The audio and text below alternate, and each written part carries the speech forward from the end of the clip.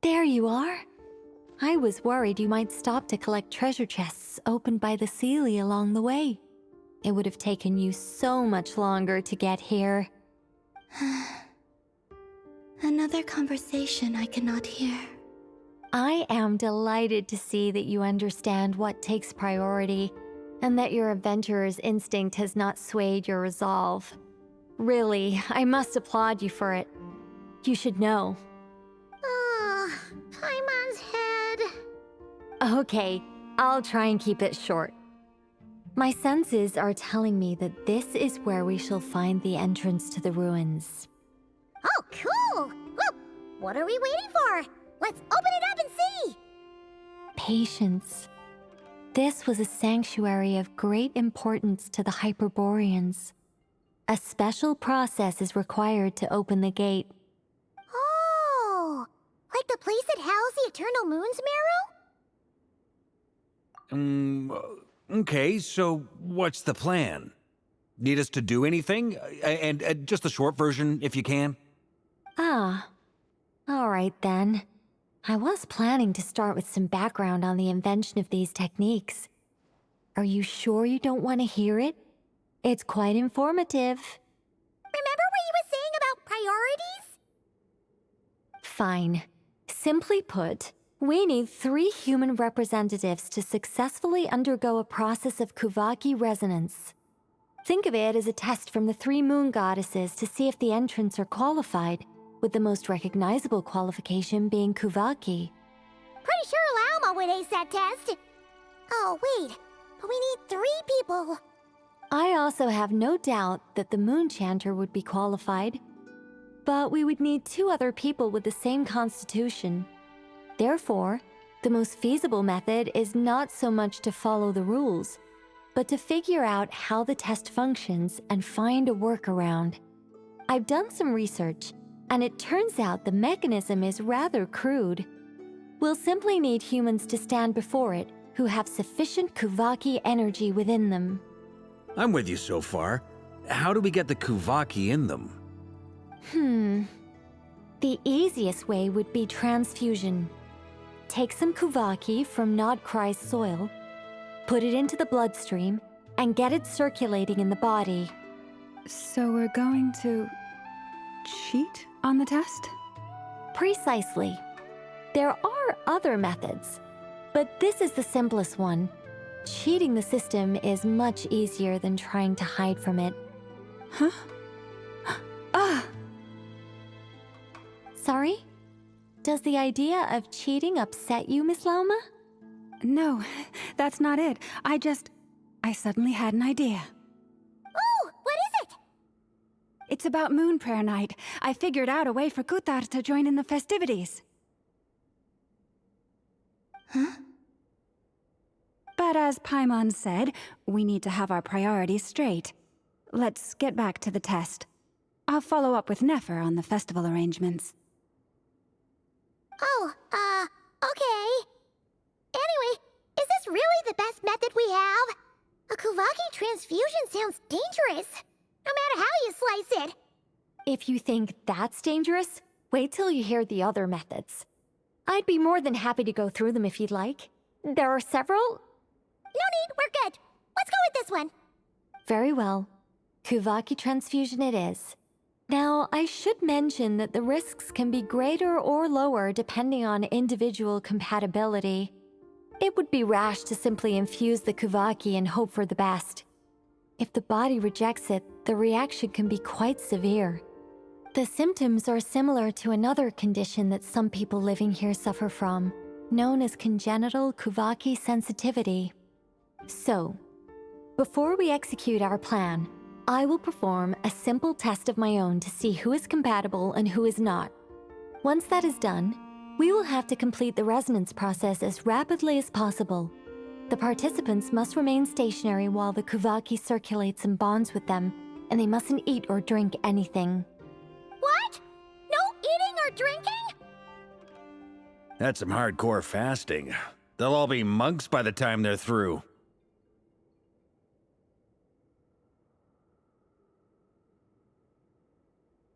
"3 days. Oh, that's so compatible, but also willing to volunteer. Fasting? What are they talking about? Really? Don't you want to think this through? Haha, count me in too. 3 days without food? I can handle that. Miss Nicole has made it clear that this is the easiest way. The way I see it, there's nothing else to discuss. It's time to step up.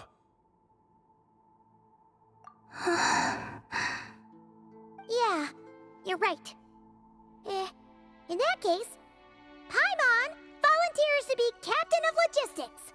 She'll keep the fires lit and grab some spare clothes to keep you comfortable. Then we'll start with you first, Traveler. Please step forward.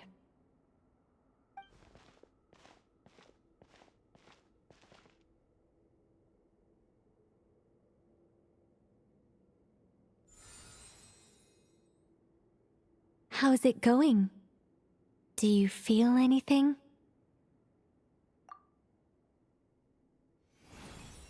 How about now?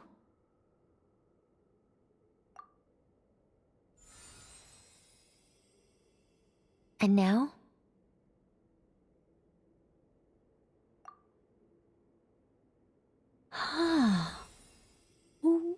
What about now?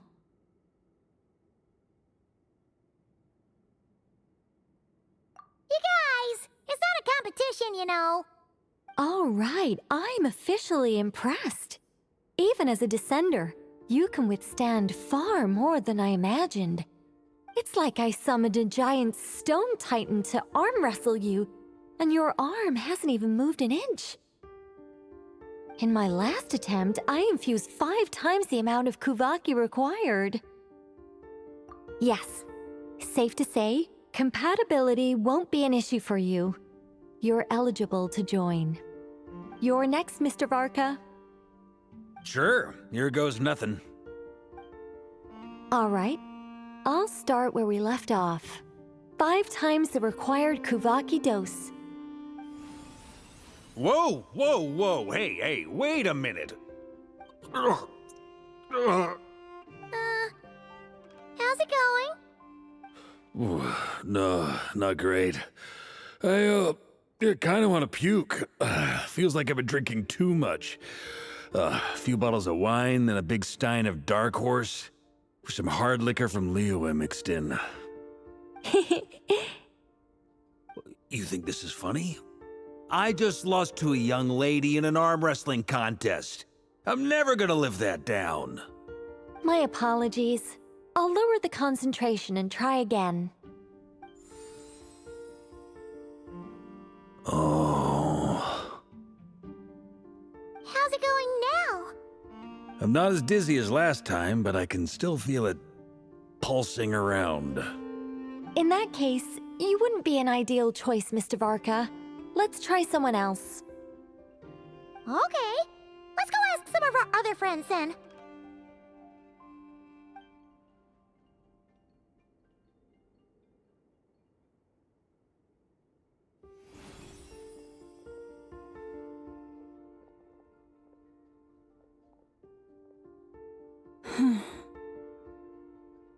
No surprises here, Miss Moonchanter. You're perfectly compatible. You may join.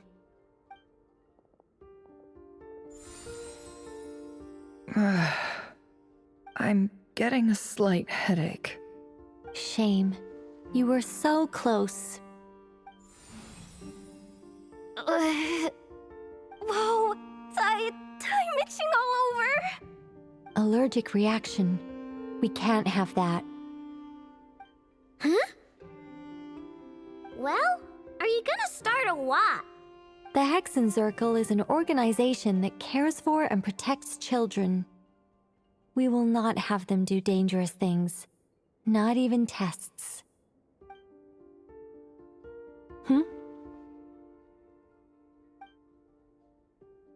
Is something the matter? The candidates have to be human. I guess that rules me out too. Huh. Everyone except the Moonchanter got beaten. Guess I don't need to feel so bad after all. I mean, looks like this isn't gonna be as easy as we thought. Perhaps I could ask for volunteers among the Frost Moon Scions. I'll see about talking to some trusted Lightkeeper colleagues. Itlua springs to mind. In fact, I think we had some former Frost Moon Scions join our ranks recently. Can you give me the scientific explanation for how the test works? I can probably make some kind of test bot.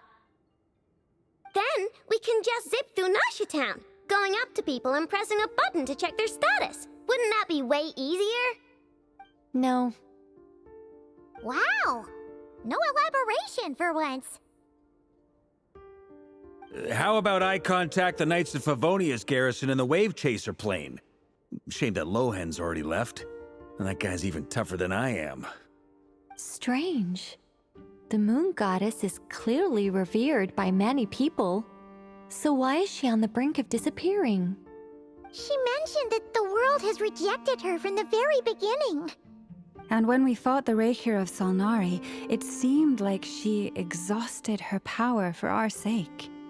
Also, Paimon's not sure revered is the right word for how people feel about her. Gratitude, certainly. For my part, anyway. It's basic reciprocity. She helped us, so she deserves our help in return. Yeah. Even though she looked like she didn't care, she still saved a ton of people, including me. A review of the relevant data leads me to conclude that Miss Columbina is a good person. Yep, you bet! They really think so? I'm super surprised that Columbina isn't her actual name, though. I think it really suits her. It's light and graceful and... yeah, just a really pretty name. I know, right? Unfortunately, that's not our decision to make. Columbina. That was the code name the Fatui gave me. But it also came up in the song I heard when I was born. But... is that really all there is to it? What do I truly think of my own name? Is there anyone left who will still call me by that name?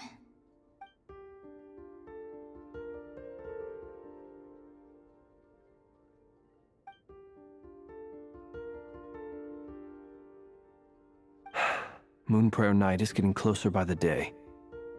We're running out of time. We need to look for other candidates. Then allow me to try. Huh? What are you doing here? You contacted your friends via the Adventurers Guild. Sandrone has been keeping an eye out for something like that, so she informed me. Since I have the ability to accommodate a moon marrow, I should prove to be a suitable candidate. Arlecchino. When can we begin? I see. We can begin right away.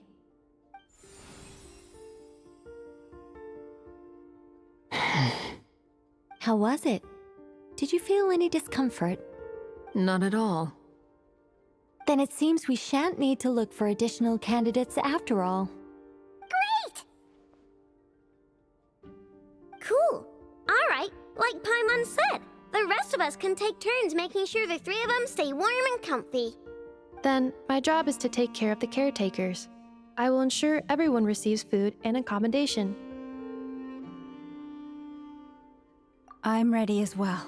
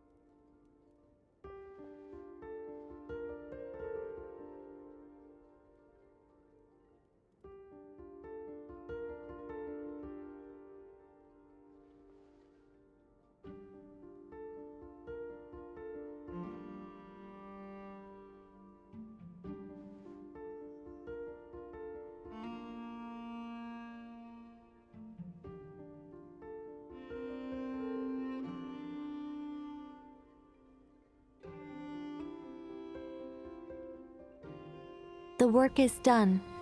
The sacred scroll shut. The stars grow dim, the people silent. The white sun sets, the silver moon rises. O path to the temple, appear now before us.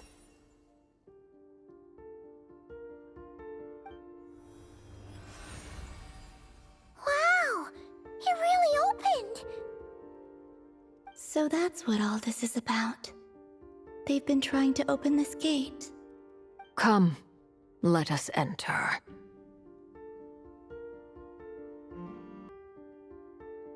It might be best to eat something first. Take care to chew properly and swallow slowly. It will give your body time to readjust to the digestion process. They will head in soon. They will need to enter this gate.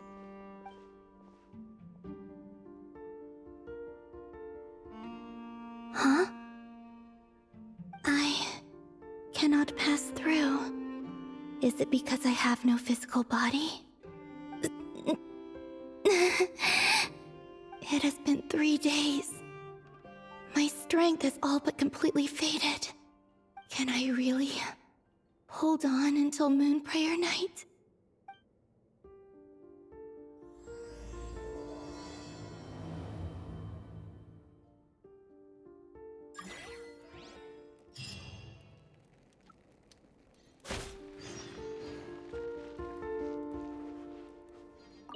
I have confirmed that you are all in good health.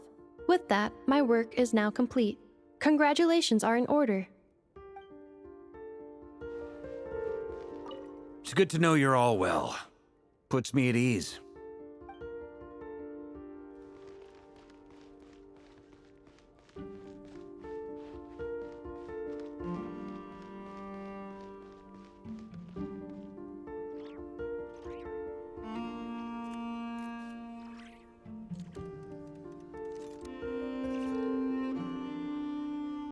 Emotions are like a raging torrent that surges through the mind.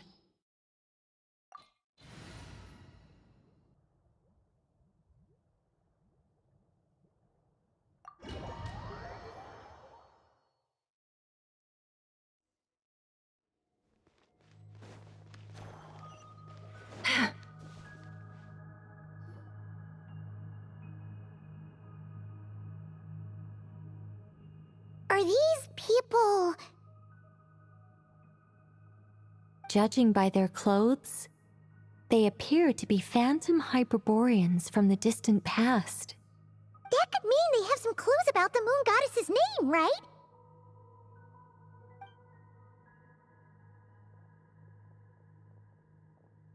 Hey there! Could you tell us what the moon goddess's name is? Sorry. That's probably a weird question, huh? How do we explain this? The moons are long gone, and their goddesses are dead. Their names no longer mean anything. When a new moon goddess is born, we will surely know her name. We have used every last resource at our disposal. All that remains is to wait, patiently and quietly.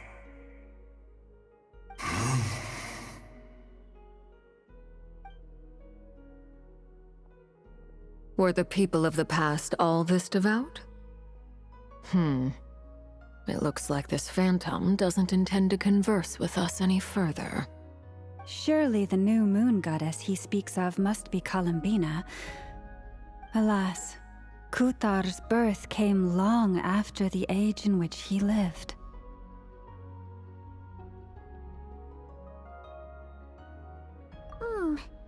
But, maybe if we find a phantom from a more recent age, they might know Columbina's real name. True. Keep an eye out. We should be able to tell which era they're from by the clothes they wear. Yeah, you've been pretty talkative this whole time. What changed? Oh, nothing. I'm fine. You all make good points. When the Hyperboreans speak of moon goddesses, they mean the three from truly ancient times. I can't imagine they would know anything about our current moon goddess. There once was a time when the moon goddesses blessed them greatly and protected them from harm. So, when the war between the gods and dragons plunged the world into chaos, it seems they looked once more to the moons for help, praying for a new goddess to be born. Yeah, that checks out. Let's continue on. Who knows what else we may discover?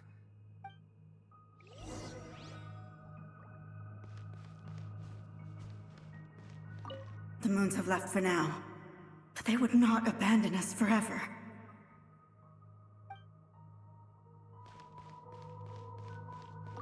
When the moons rise again, we shall receive their protection once more. Even in the darkest hour, there is always a...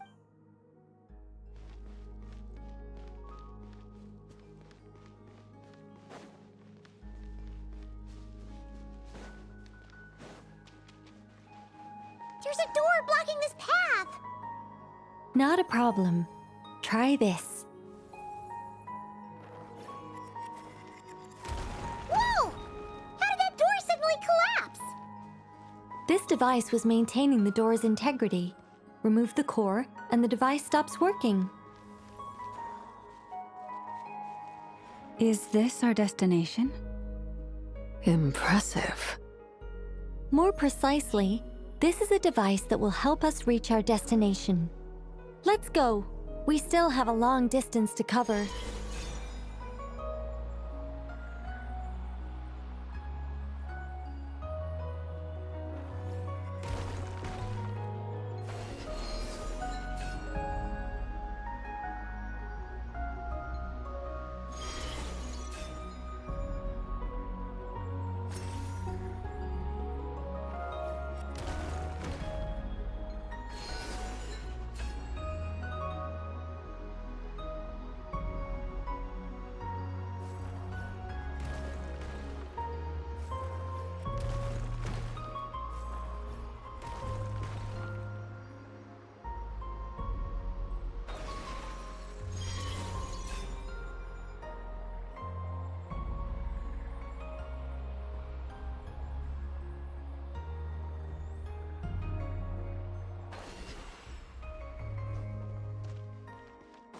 The way ahead is blocked by broken rocks!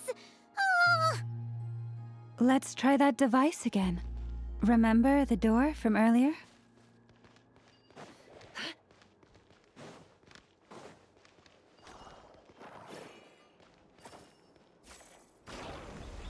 Ha!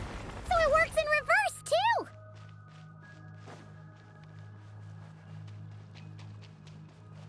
The humans we see are all phantoms, but the monsters are real. What a fascinating place. There'll be plenty of time to admire it later. Rest and rebuild.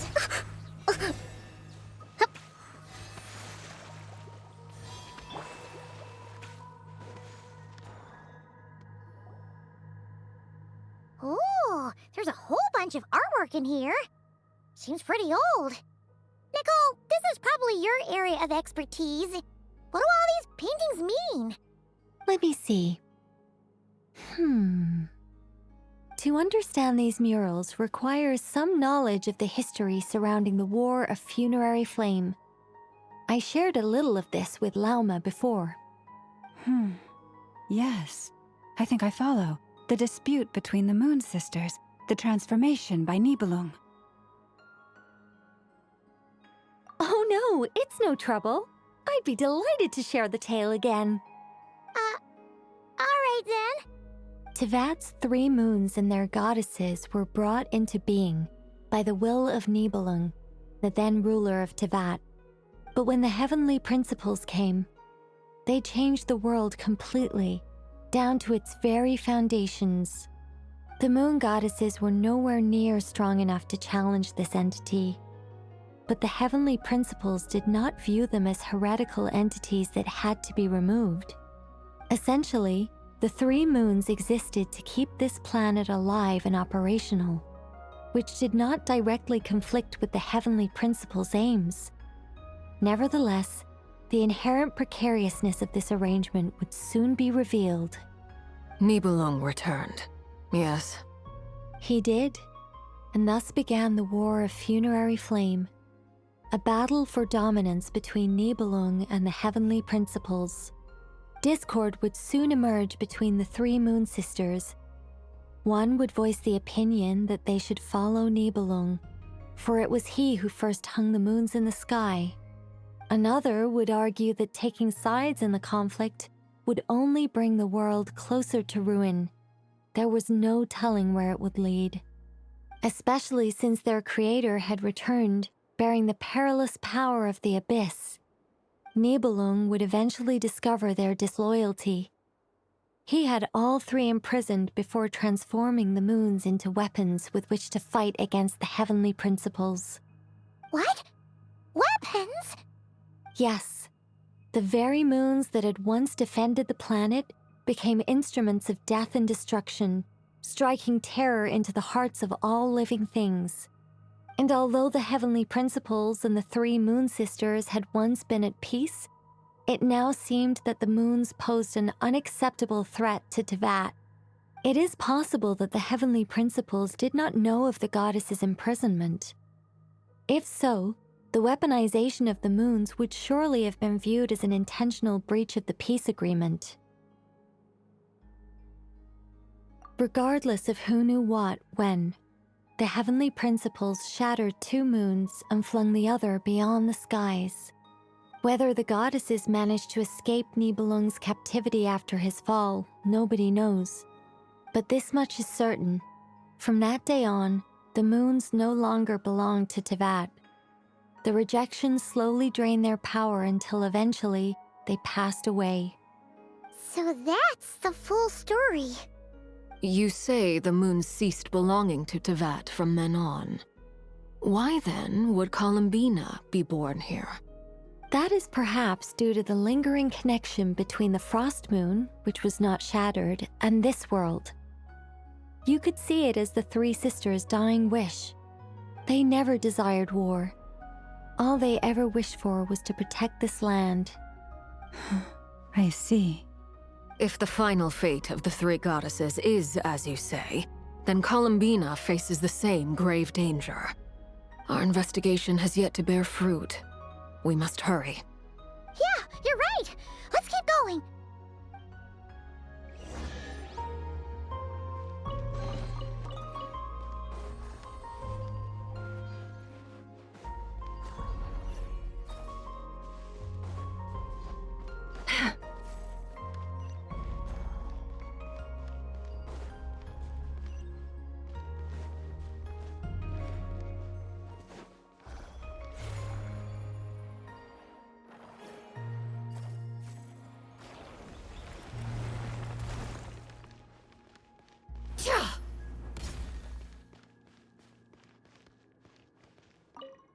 Should we trust him to keep his promise?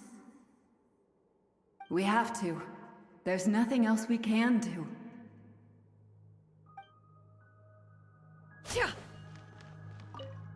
Why? Why do the creators of this world no longer show mercy? Remember his words. We must change our fate. Wait, that's odd. Who is he? Is something wrong? No, not really. It's just that over 30 possibilities emerged in my head, so I can't be sure who he is.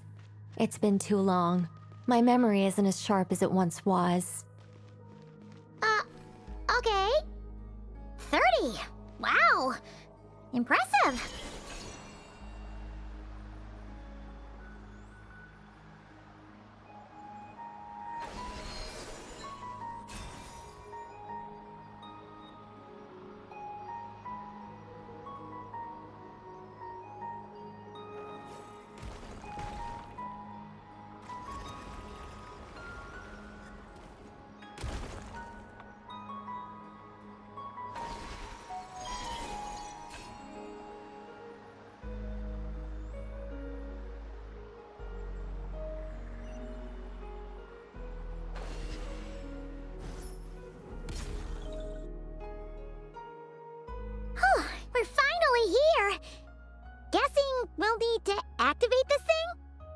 Indeed. I was a little worried about that at first, but as we got closer, I sensed that the Kuvaki within it flows unimpeded. It should be functioning normally. The only issue is how to activate it. It's looking a little worse for wear. What about the cores from some of the other devices we've seen? Can we repair it using those? In all likelihood, yes. I imagine that would have been the Hyperborean's backup plan. Let's look for some cores.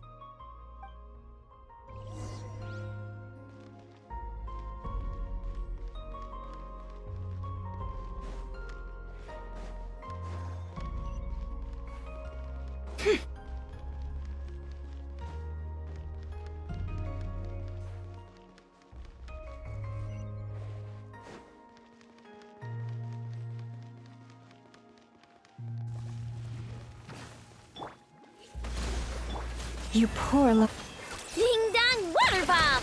Chip! Let's see what you're made of. Time to come clean.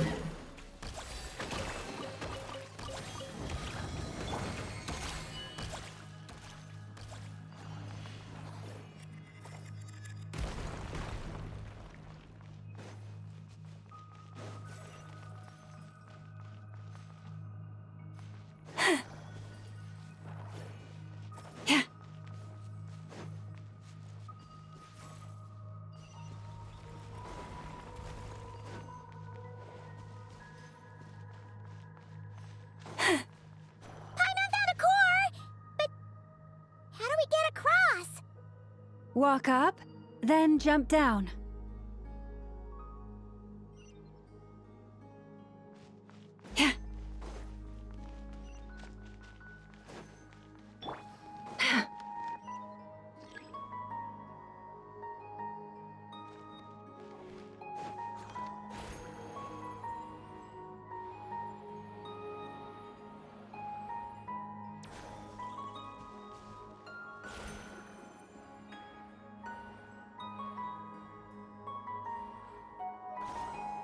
No more lies.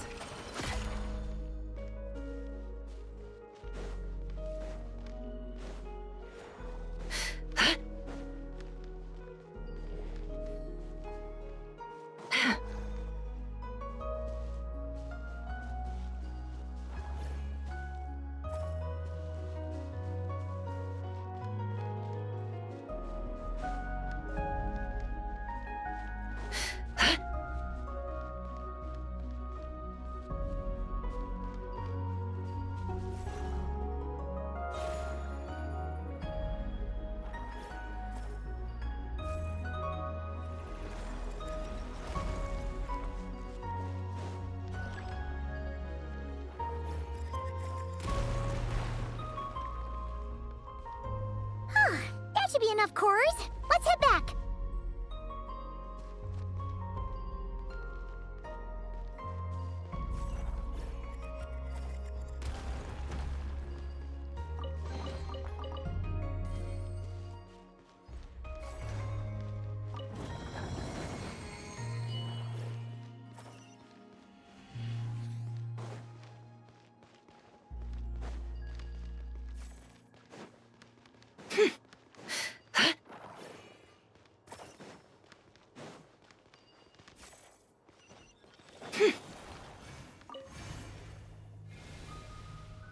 The device is up and running. It's hard to believe that the ancients were capable of constructing such things.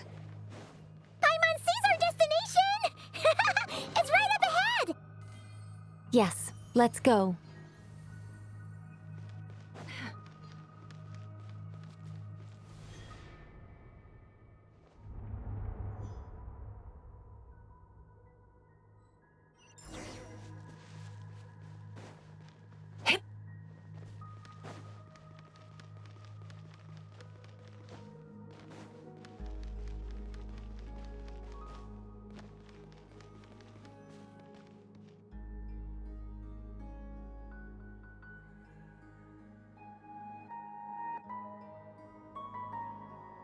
This is where the people of Hyperborea communicated with the moons.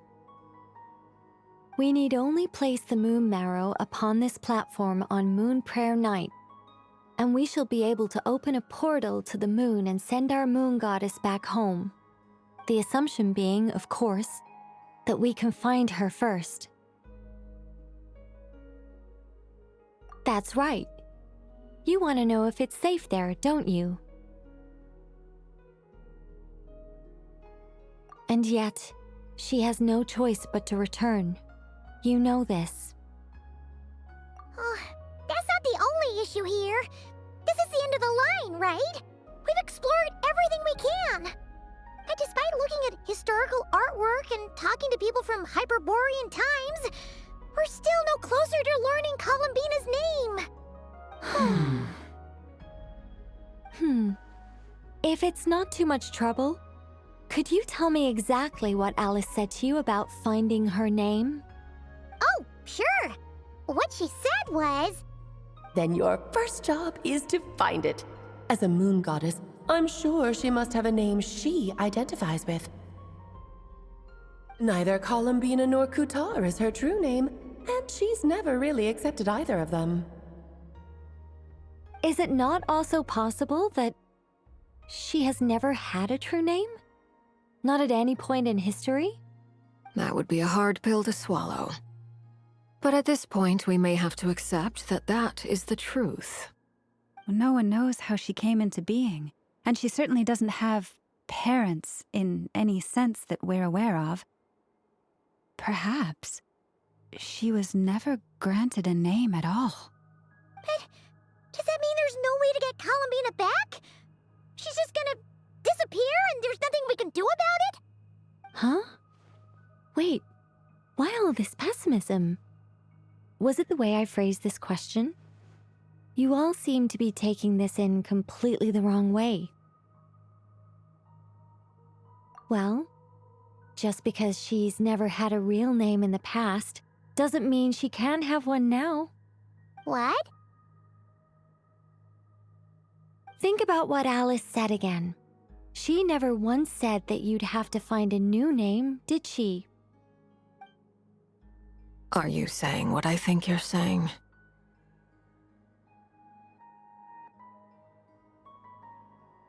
Yes. Names are anchors that connect us to the world.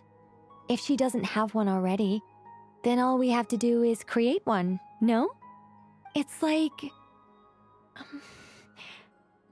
yes. Traveler, when you first arrived in Teyvat, do you think you would have turned around if someone behind you shouted, "Hey, Hermione!" But what about now? I understand what you mean.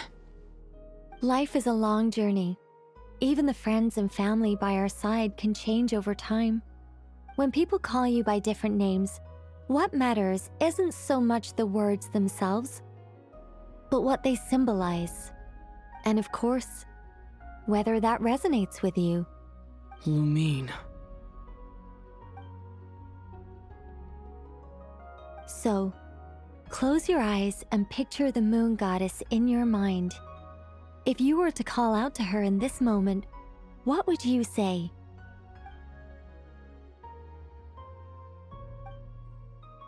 Columbina. Columbina. Paimon would call her Columbina too. Well, she has long forsaken everything that Kutar represents. I think from now on I should call her Columbina too. Well, it sounds to me like you found your answer. Are you sure? Is it really that simple? We haven't found her this whole time, and not for lack of trying. For a journey like this, the process is every bit as important as the outcome. Had you not searched far and wide, rejecting every other answer you were offered? How could you have come to an answer you felt was finally correct? Oh, it all makes sense now. This has Alice's fingerprints all over it. Are you suggesting that Mage knew from the start that Columbina never had a real name to begin with? I can't say for sure. But I can definitely imagine her chuckling in satisfaction somewhere right now, saying, "Ah, what fun."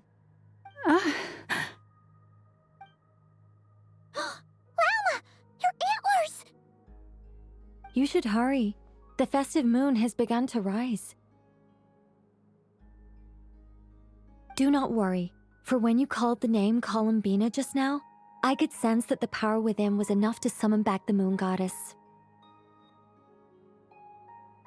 The power within what? The name? Yes. So, the thing is...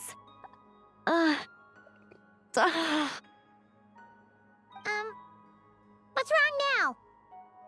This is so annoying. I really want to explain how that whole thing works. Starting from the founding principles of Tevat and... Oh, I could talk about this for hours. But... Deep breaths, Nicole. Deep breaths. You're an angel. A sober, sensible, solemn angel who has her priorities straight. Okay then. Sorry for asking. Clearly a bad call on Paimon's part. Anyway, you all need to hurry. Last thing, remember how it felt when you called out that name. Then it is agreed. By the name Columbina, we shall find her. Then we'll throw her the best Moon Pair Night party ever! And at last, we will send her home.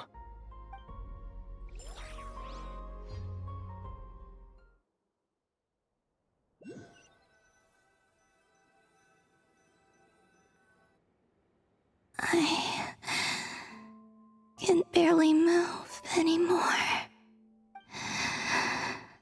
My consciousness is fading away.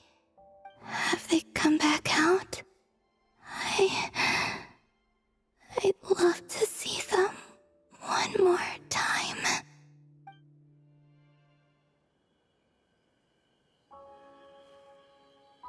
They didn't make it.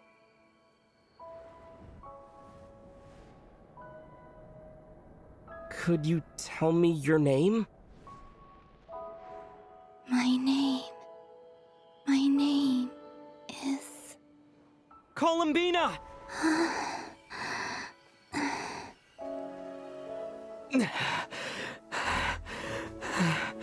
Columbina!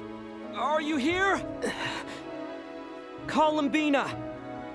That's the name you gave when we first met. And it's what I've called you ever since. Columbina. It's a fine name. I have many fond memories of Columbina, and so do all of your friends.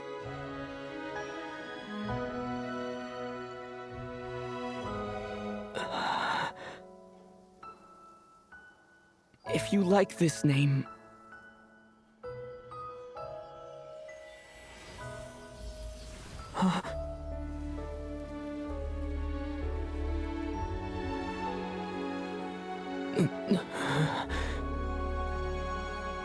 Looking for me? I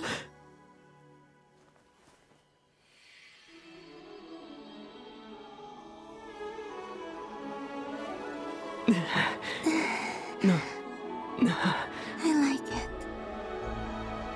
You can carry on using it. My name is Columbina Hyposelenia.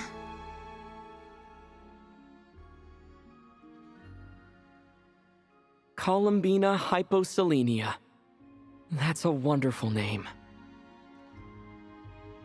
I never thought that Columbina would become my real name. But after I met you and my other friends, the things that this name stood for slowly began to change.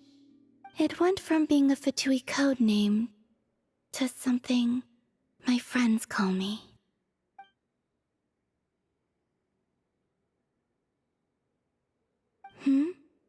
What is it? Why aren't you saying anything? I'm just so happy for you. Thank you. So, where's everyone else? We can go and meet them very soon. Everyone went to different places to try calling your name. Great. I'd like to thank them as well. Everyone's done so much for me. Searching for my name, entering those ancient ruins. Huh? Wait, so you were... Yes, I was there. Not physically, but my consciousness was still holding on. I followed you the whole way. Starting from when? You turned around and called out my name while you were in Nasha Town. Do you remember?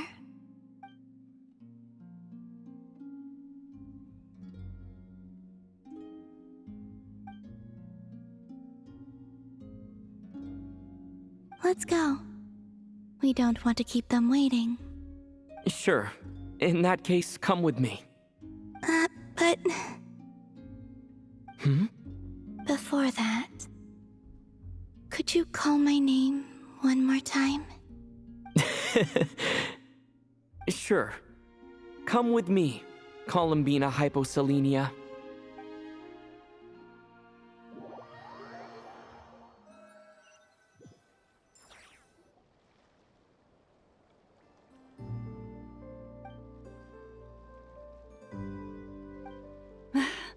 Columbina! Oh, this truly is wonderful. Llama, I can't breathe. Ha ha! Just in time for Moon Prayer Night. It's good to have you back, Miss Columbina. Yeah, we were worried sick. Thank you, my friends. With your help, I now have a name that belongs to me. Columbina Hyposelenia. Where's the second half from? You added it yourself? That's right. It means... Born beneath the moon. Yes. And by extension, it can also mean born beneath this world. A fine name. Now, as much as it pains me to interrupt this beautiful reunion, I feel obliged to remind you that the Moon Prayer Night celebrations in Nasha Town have already begun. Don't you want to enjoy the festivities? There's so much to see and do. And some of the ambient lighting and entertainments were sponsored by the kind souls in the Hexen Circle. Nicole? Why have you turned into Dodoko? So you're Miss Nicole.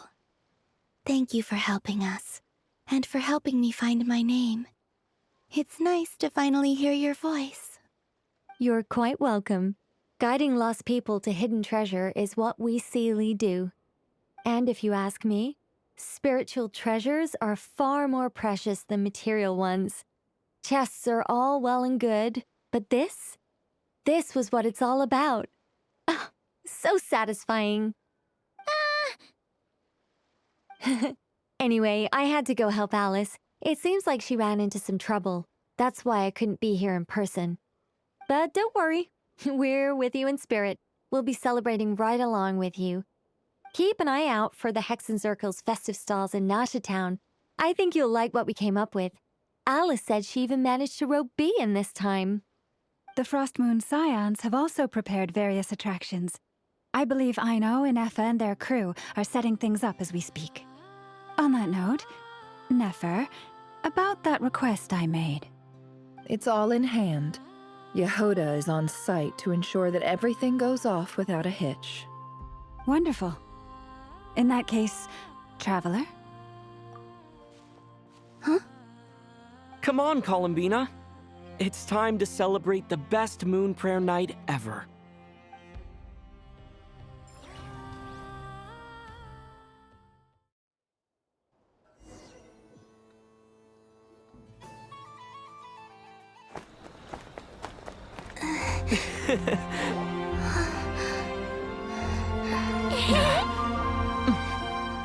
Hey, young lady. Would you like some Moon Prayer Night candy? Happy Moon Prayer Night. Oh, yeah. I almost forgot to say. Welcome home, Moon Goddess.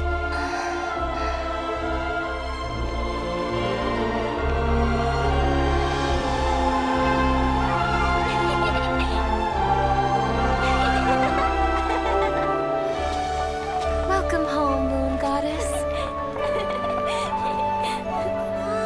Welcome home, Moon Goddess. Welcome home, Moon Goddess. Turning Nasha Town into her home is a festive gift. A rather brilliant idea.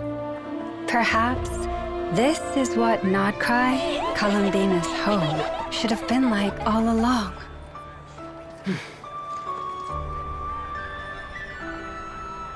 Thank you for the gift. I like it a lot.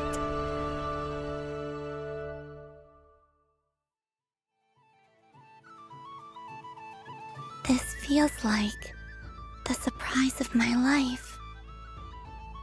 I do.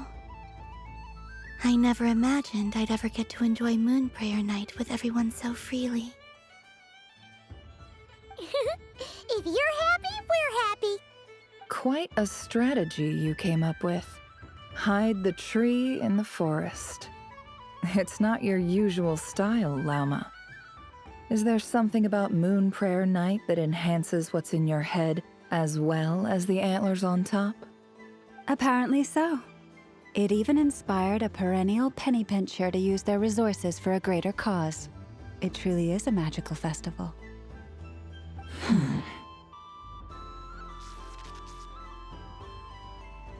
I see it now. This bickering is actually a sign of a strong relationship. Huh? What's everyone doing here? Oh! Miss Columbina, you're back!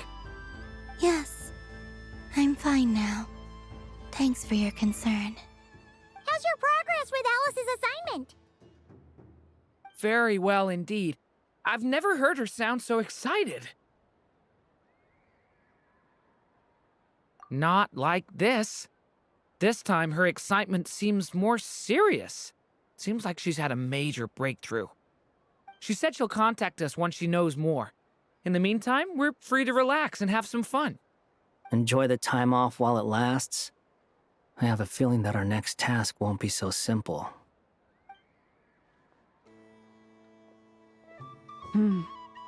I should go. I still have a few things to attend to at the Frost Moon Scion stall. And I think I'll take a look around.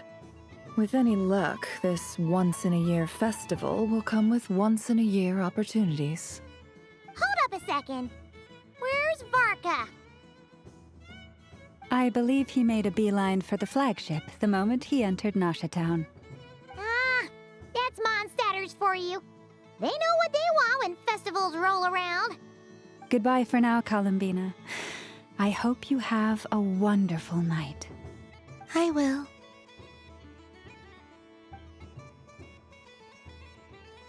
Well, in that case, don't just stand there. Get out there and have some fun. You'll definitely get a warm welcome at every stall. Oh, also, take this map with you. It's a guide to the festival.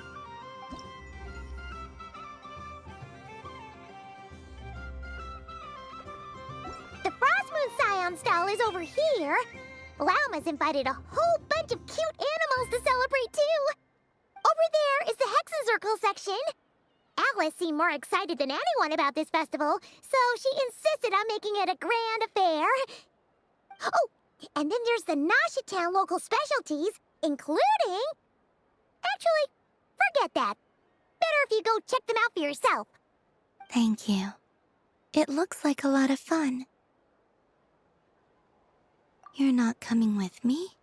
We'll be around. But don't you want to browse by yourself for a bit first?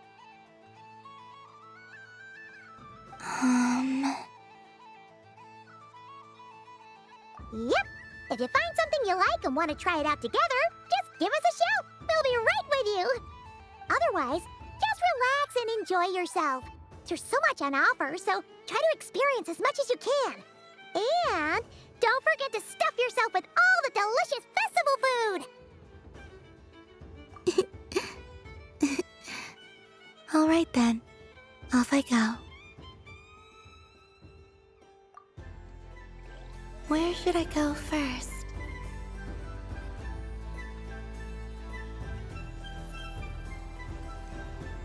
So this is the Frost Moon Scions area. It feels very familiar. But everyone looks much happier than usual.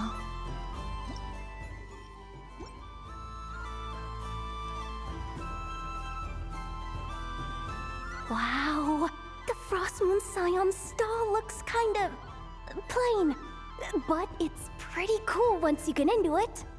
I don't go to Hisi Island much, but it's got that, like, old world cultural feel. And if culture means we get more festivals, I'm all for it! Hello, Yehoda. Columbine... hello, Moon Goddess? That was too close. I almost gave the game away in front of the staff. Oh, wait. What's the deal with her shoes? They don't make a sound when she walks. I could do with a pair of those. Do you like balloons too? Balloons? Oh, you mean those? What's so fun about balloons? I'm not a kid anymore. They're probably more up Aino's alley. Yes. The animals seem very curious about these strange flying objects. I was drawn here by their voices. I recently learned a fun new game you can play with balloons, so I decided to come and give it a try. A new game?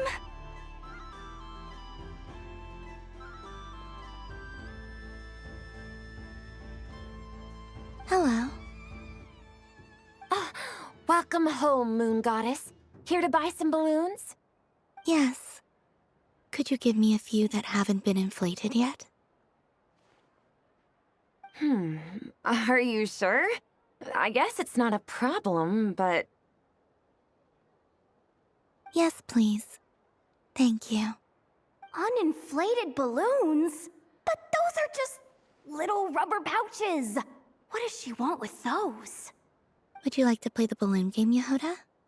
Huh? Sure. I guess. How do you play it? Wait here a moment. Oh. This is so weird. What have I got myself into now? I thought I saw Columbina nearby. Uh-oh! That's the fourth Harbinger! Although she's helped us out quite a bit, she's good people, right? Is she looking for Columbina? Oh, guess that's my ticket out of here. I'm not sure my heart can take being sandwiched between two Harbingers.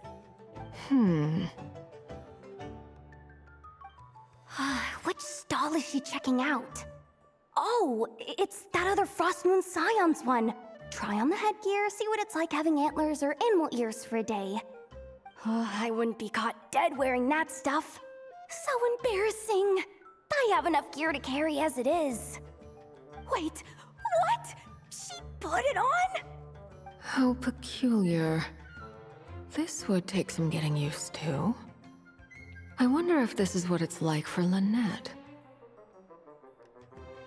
It really suits you, ma'am. What is this?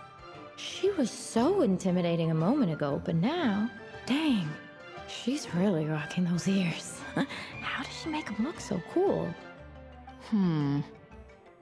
I suppose I may as well keep them on for now. All part of the festive experience. She's coming this way. How do you do, Miss Yehoda? Oh, jeez. Don't talk to me while wearing that thing. Where am I supposed to look? Oh, hey there.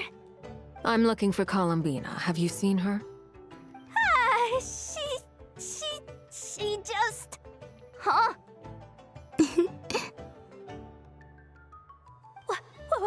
Wait, is that what she meant by balloon game? Yeah. Huh?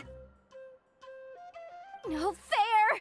How come I get caught in the crossfire? An ambush from the rear? Is this a declaration of war, Columbina? Would you like to play too, Arlecchino? Seriously? Are they gonna start some beef right here, right now? Gladly. That said, I believe there is another who would like to join. Boss Neff! get me out of here? Things are kicking off big time! Hello there. I'd like 10... no, make that 20 balloons, please. Uninflated. What? Miss Moon Goddess, I hope you're prepared to pay the price for assaulting my employee. Welcome to the game, Nefer. Just to be clear, let's keep this a fair fight, okay? No strange powers, please and thank you. Naturally. Don't just stand there, Yehoda. Aren't you going to team up with me? Huh? Do I have to? Of course. Don't forget, the Curatorium has a reputation to uphold. I knew something like this was gonna happen.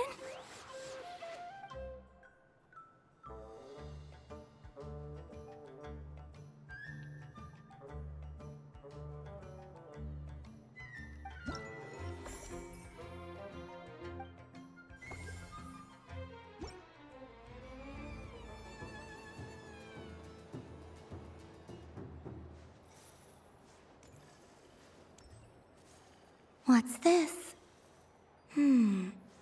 Should I give it a try?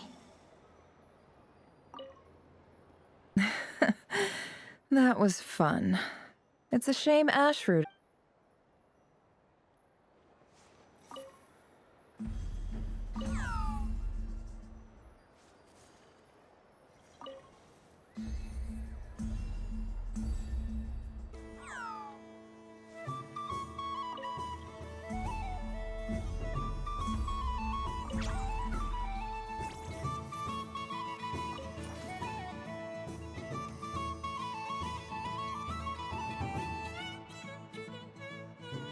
I wish for a never-ending supply of Laka berries.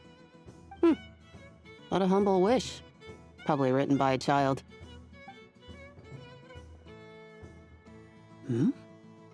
Is that Lauma the Moon Chanter?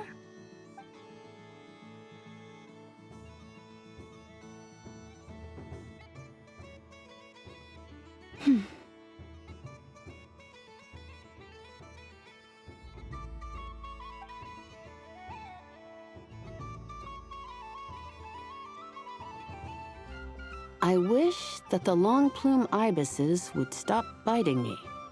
Oh dear, poor Lauma. All right, I'll write that one down for you. I got it. While everyone else is celebrating Moon Prayer Night, you're as busy as ever. I don't mind. It's rewarding work. A good kind of busy. My antlers are at their heaviest tonight, and the Kuvaki waves are especially strong. But as I help these dear friends hang their wishes up, I feel a great peace within myself that is hard to describe. You see, they are all such beautiful wishes, and they are ones that we can fulfill by our own strength. Do you blame me, Lauma? I want to hear your honest answer. It is by the help of so many people that I can return to the moon. But I feel as though I've hardly done anything in return. You've done plenty, Columbina. I say this in earnest, both as someone who knows your history, and also as a friend who has seen what you've been through. What about as a moon chanter? I feel proud to honor our moon goddess's wish. And I'm sure any moon chanter in history would have felt the same way. Thank you for your kind words, Lauma. But... Since you asked for my honesty, I won't lie to you. My feelings are mixed right now. Besides pride, I also feel... I suppose it's a reluctance to let go. Once you return to the moon, we will be far apart and separated by a false sky. I'm sure those of us left behind will gaze up at that sky, yearning for the moon once in a while, just as you used to do. I will miss you, Lauma. I will miss you all. I hope to stay in touch. I will try and find some way to send messages down from the moon. Perhaps you could use Kuvaki. I've heard Yehoda say that signals can be sent using long and short waves, or strong and weak lights. That sounds a little complicated. What if we forget what the signals mean? We could prepare a codebook beforehand, but... You're right. It wouldn't really suit you. Still, whatever happens, I believe that you will find your own unique way of communicating with us. And now that I think about that, my heart feels lighter. Because you trust in me? Yes. I have faith in you, and in the power of truth. In my experience, the truth tends to be difficult. But that's what makes it stand out from what is false. So I'm confident that your thoughts and your love will shine through the curtain of lies. We will know it when we see it. Thank you.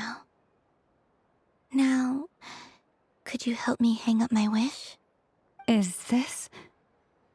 I wish that all who dwell in this moonlit world can find a place to belong. And I wish that I shall one day see my friends again. It's 2 wishes. I hope that's not too greedy of me. Not at all. And I think you speak for us all with the second one.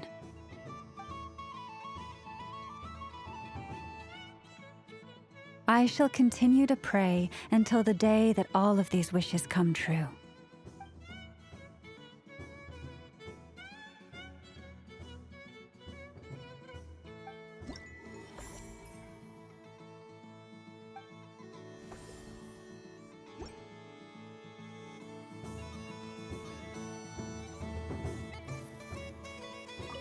Yes. May everyone...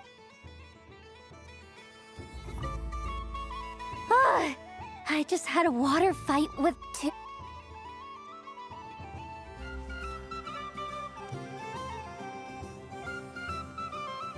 Sunny days!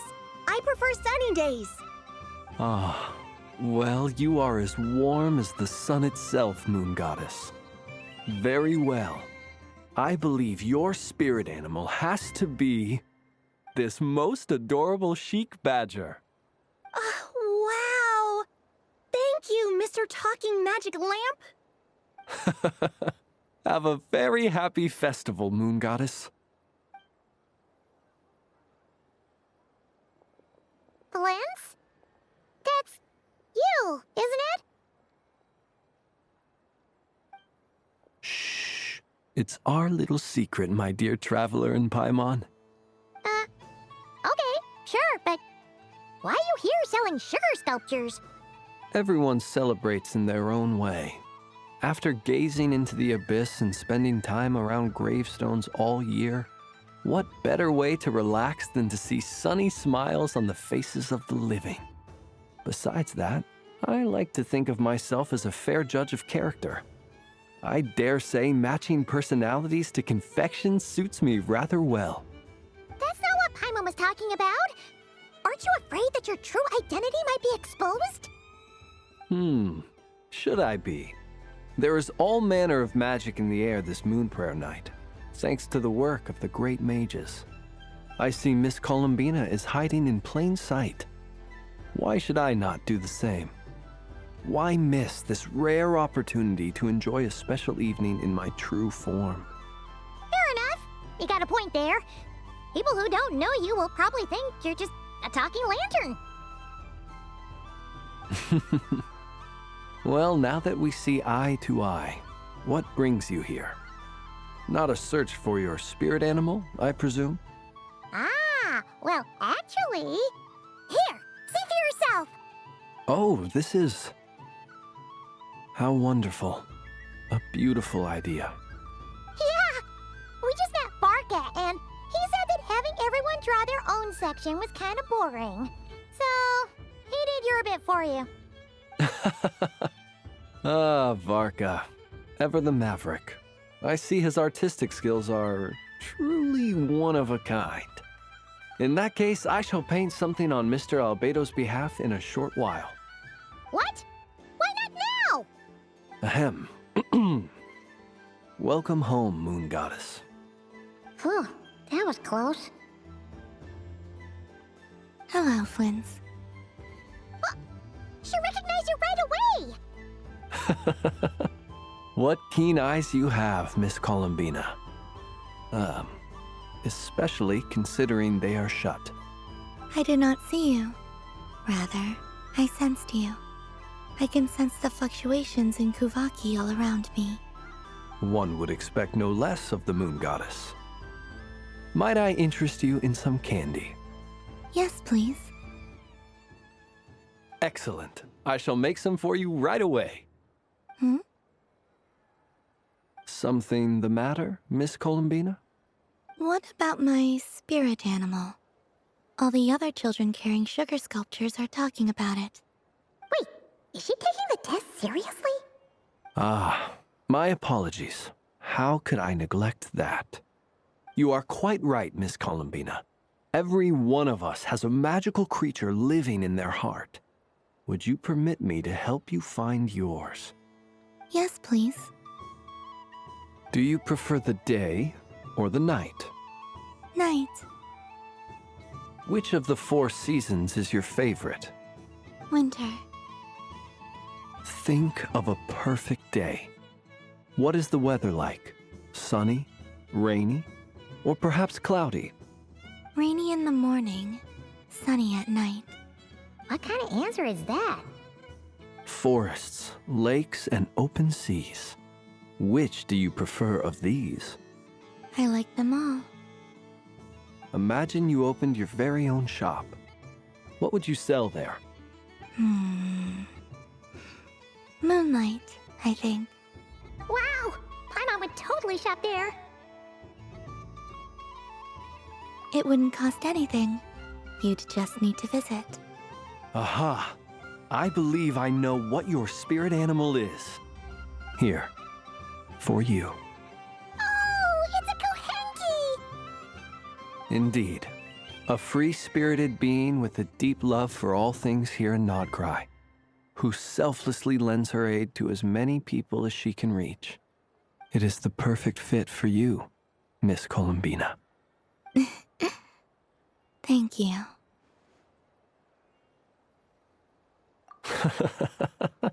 It would be my honor. But you shall have to forgive me. We have known each other for quite some time. I doubt there is any answer I could give that would come as a surprise to you. So instead, would you accept this sugar sculpture as a token of our friendship? It's a lantern. Hey, why don't you two go enjoy your candy over there?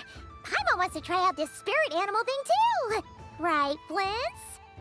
Come on, play ball. I get this drawing done. But I want to hear Paimon's answers.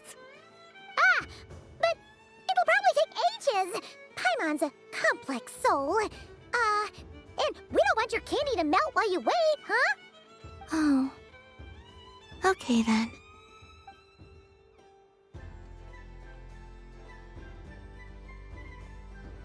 Phew. Nice excuse, Lady Paimon. That was some quick thinking. Yeah, no thanks to you. Although, help next time.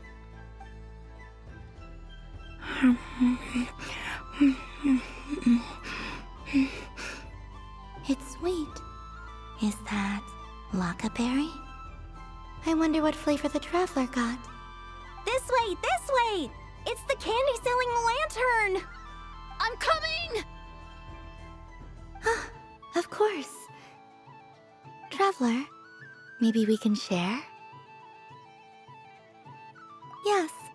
I found out recently that people share their food sometimes, so I'd like to try it. Or is that a no? Thank you.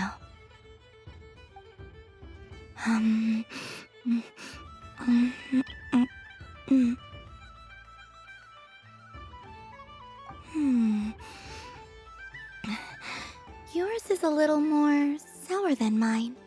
Here, you try it. Amazing. My sugar sculpture has shrunk, yet my heart is filled with feelings of sweetness. I will remember this feeling. Sure.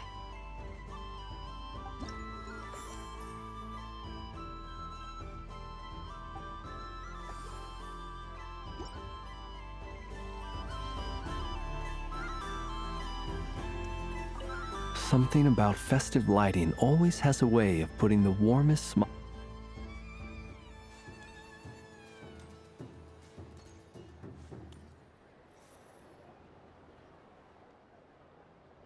Dodoko's Whirligig! Come check out Dodoko's Whirligig! Ah, welcome home, Moon Goddess. Might I ask what this is? Ah, it's a very special amusement sponsored by the great mage herself. Ride on a soft and furry Dodoko and embark on an unforgettable adventure. I say that, but I'm just following a script here. Who is this mage, anyway? And what the heck is a Dodoko? I'd like to ride. No problem. But, are you by yourself? Is that not okay? Oh, no, it's fine.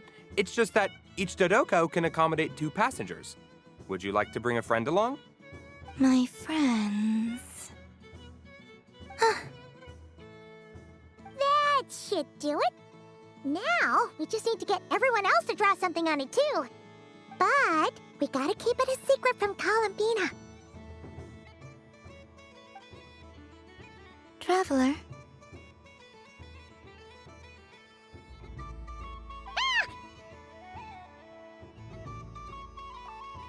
I want to go on that ride. Will you join me?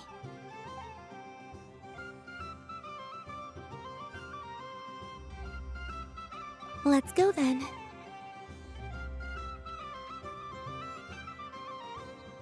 Don't worry. Paimon will do the rounds. You go have fun.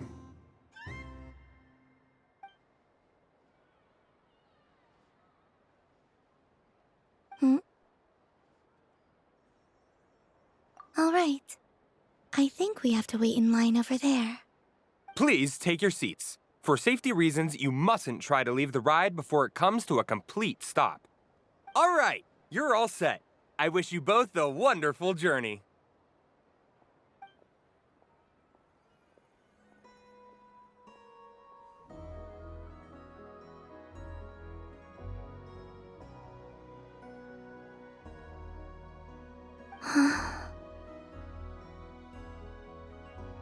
Not bad. It reminds me of riding a moon lane. Sometimes, the Kuhenki circle around me like this, playing their beautiful melodies. Yeah, I'm going to miss them.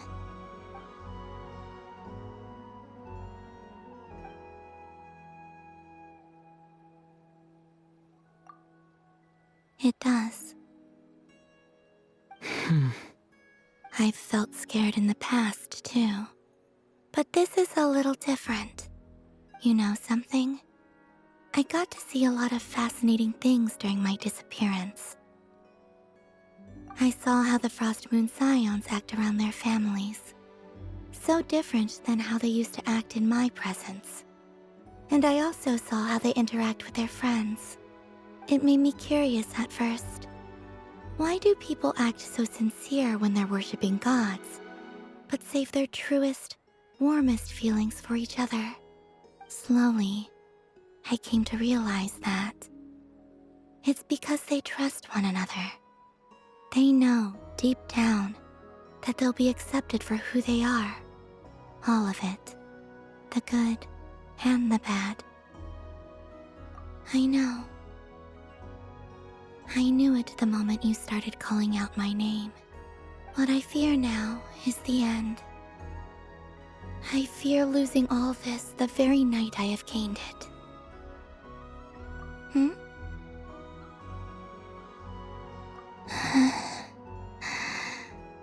Thank you for this conversation. Thank you for listening to me. Don't worry. This fear I have, and the unknown that awaits me, they cannot hurt me. Not when I possess a treasure far greater. I just want you to remember this version of me, the real me, on this final night together. Dear passengers, Dodoko's awesome adventure has come to a close. Please leave in an orderly fashion, and we look forward to seeing you again in the future. Don't want the journey to end, huh? Don't worry, you two. There's always another adventure waiting just around the corner.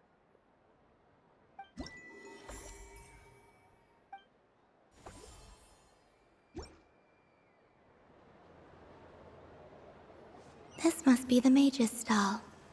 It feels like I've entered a fairy tale. Ah, how lovely.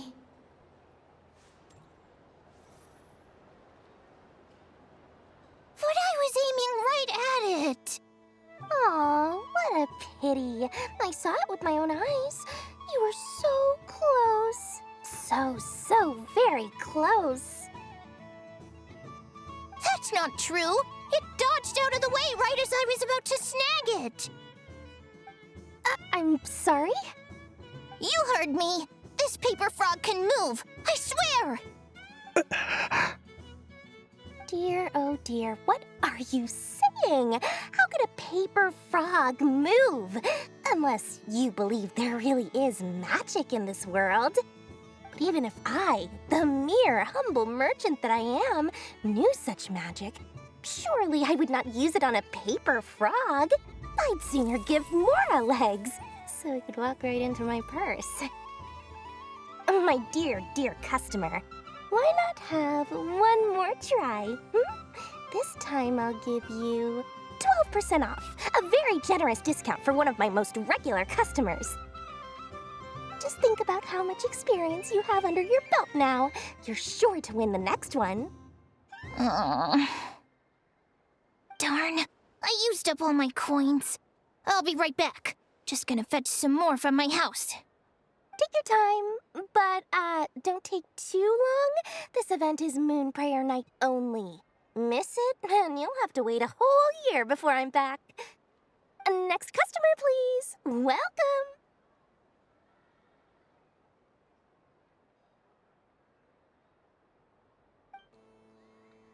Hello.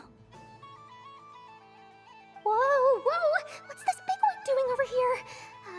How do I tell my employees not to go running around this time? Shooting them a glance won't work. I haven't known them long enough. Dory? Why, hello there, Miss Columbina. Would you like to play my ring toss game? The rules are very simple, and it's easy to get the hang of. How much for a round? Oh, first time's free. Not a single mora. After that, well, we can cross that bridge if and when we come to it. But with your sharp sharp skills, I'm sure you'll win all the prizes in one fell swoop. That was an obvious enough hint for them, right? Right?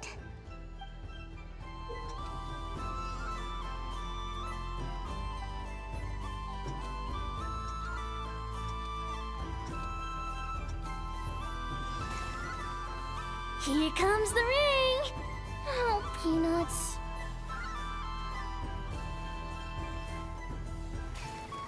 Change tracks. Roselle, should we move or not? Just a tiny bit. All right, then I'll... Oh, sugar plums, not the clock hands. How do I move the legs again?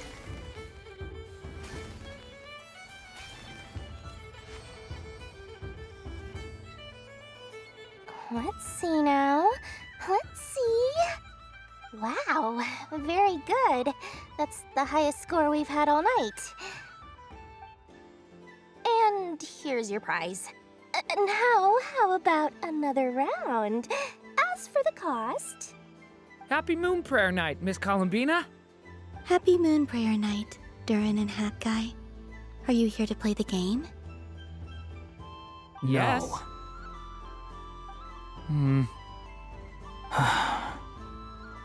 You said we were just coming here to say hello.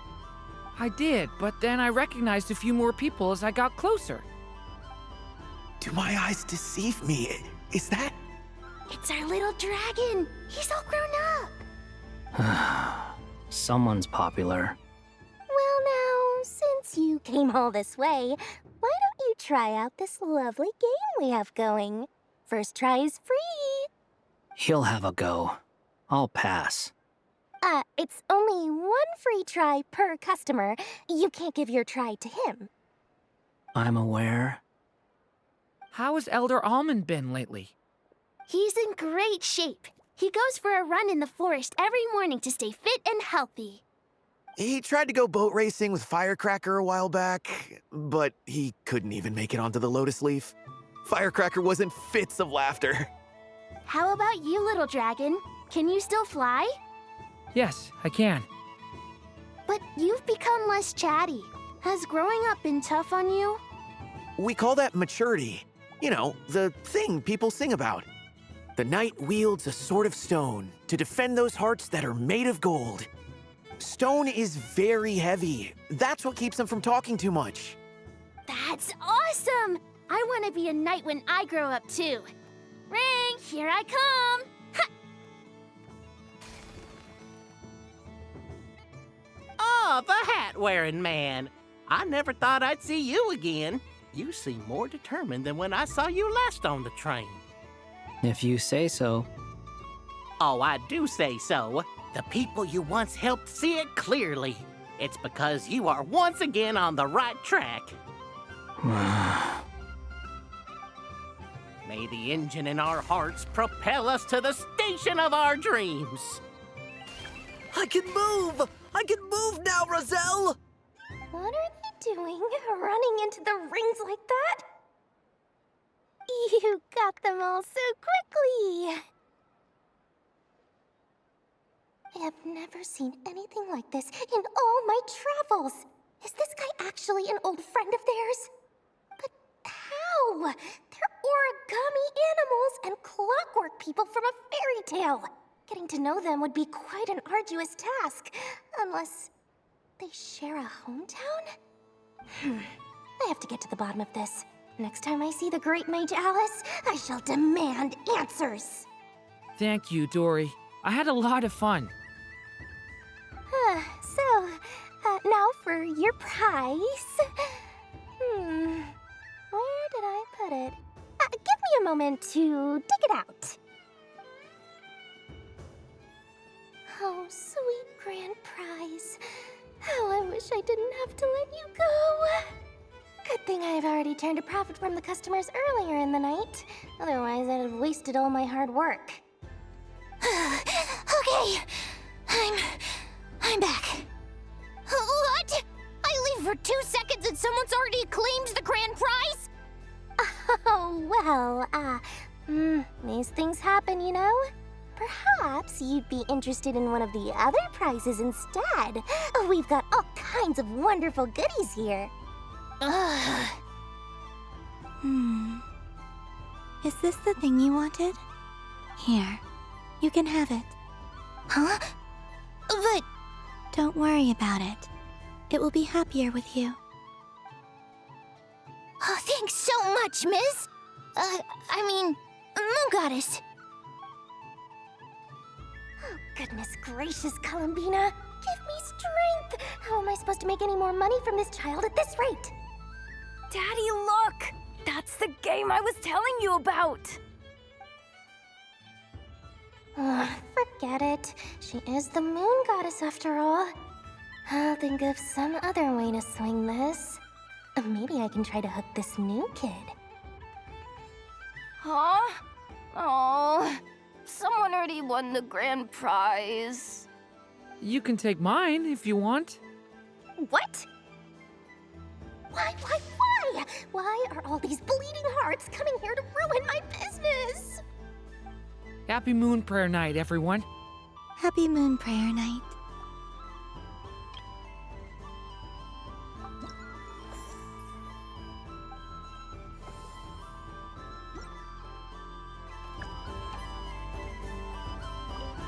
all the prizes are gone, I might as well close up shop for the day. So the next time a customer shows up, you're going to have... And remember, run out of the rings. No.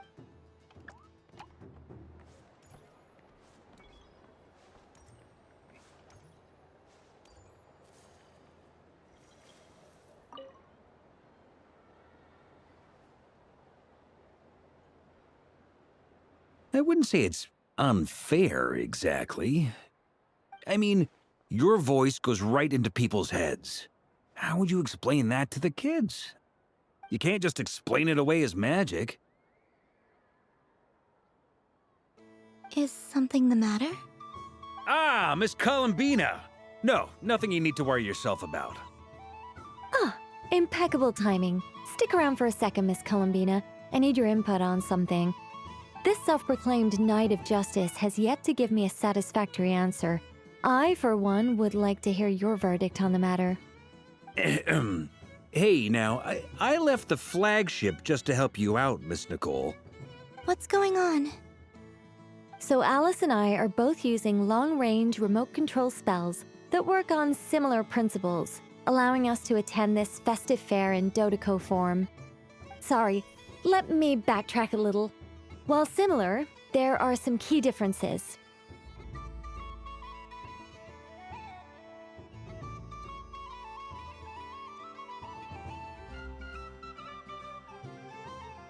Alice, being a great mage, wanted her Dodoco to reflect something of her own charm and mystique. So she adjusted the way its tail moves when it spins around. An entirely gratuitous move, in my opinion. I hardly see how anyone is going to notice that.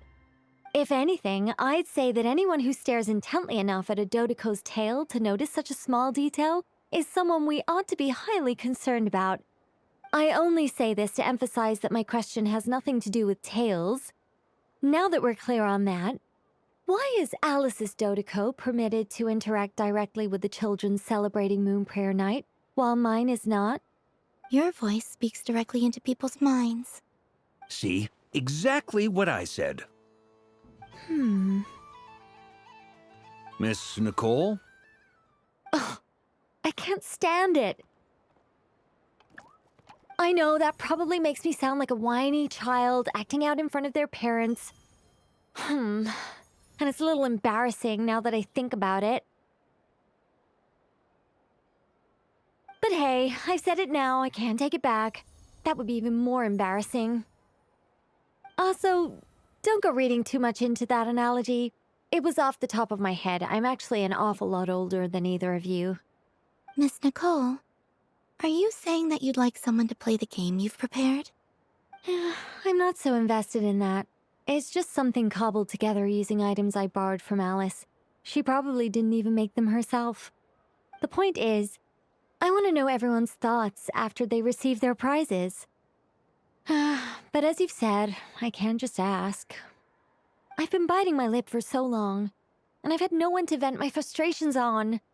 I thought this was going to be a nice, straightforward festival where I'd get the chance to guide people to treasure. Well, can I play? I can't guarantee that I'll win a prize, but... You will? I'd like to try. Then what are we waiting for? Let the game begin! It's like they forgot I was ever here. Ha ha ha ha.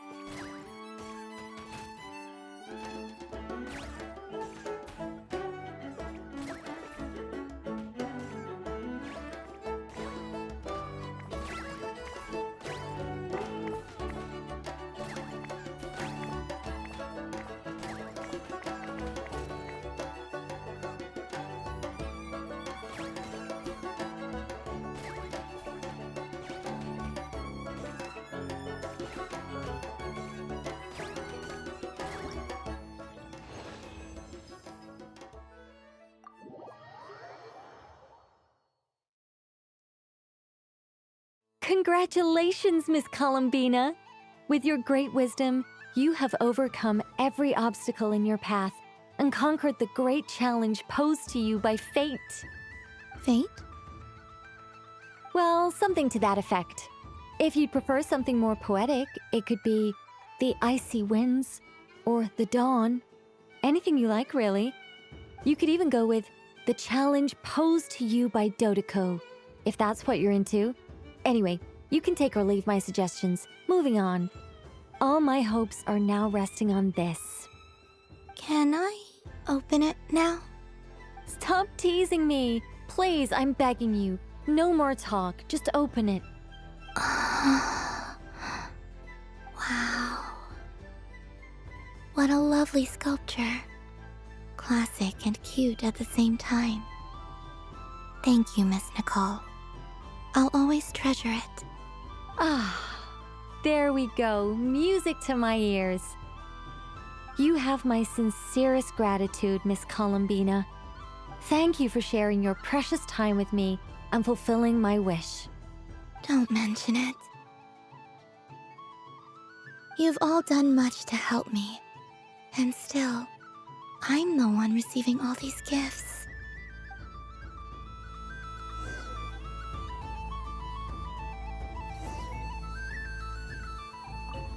I don't suppose you'd like to play again? Don't get me wrong, once is plenty. You're under no obligation to indulge me any further. All right then. Happy Moon.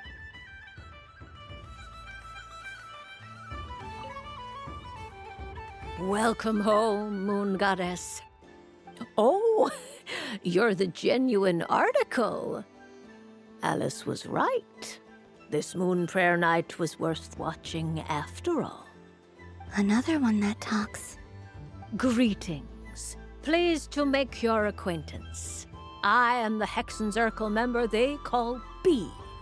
Barbeloth Trismegistus. Columbina Hyposelenia. Pleased to meet you too. Hyposelenia. A fine name indeed. Now then, Miss Columbina, do you wish to hear a mage's divination? Divination? The Frost Moon Scions used to ask me what would happen in the future. Is this like that? From the perspective of the one seeking answers, perhaps. As you look to your journey ahead, if you seek to understand the unknown, resolve your doubts, and soothe the confusion in your heart, divination could be for you. The unknowns on my journey. Of course, if one wishes to peer into fate, then hydromancy is the more precise option. But that is a complex affair, and to relegate that majestic art to the status of a festive amusement would seem somewhat uncouth. Besides, it is sometimes better to not know fate with great certainty. Hence, I shall use the suitably festive Luna Arcana to tell your fortune instead.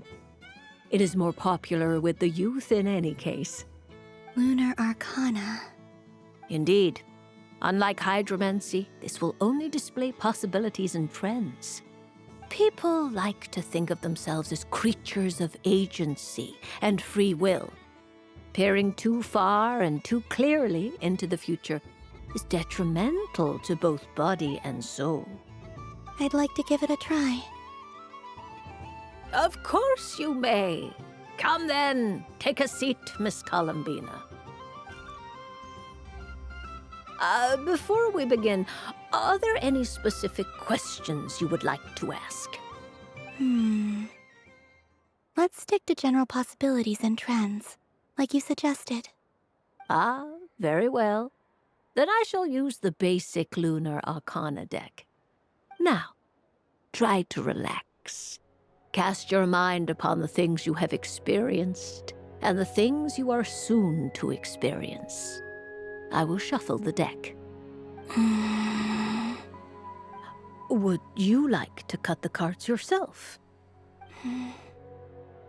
You do it. No problem. Now then, to make things easier for the seeker, that is to say, you, I shall decipher the cards from your perspective.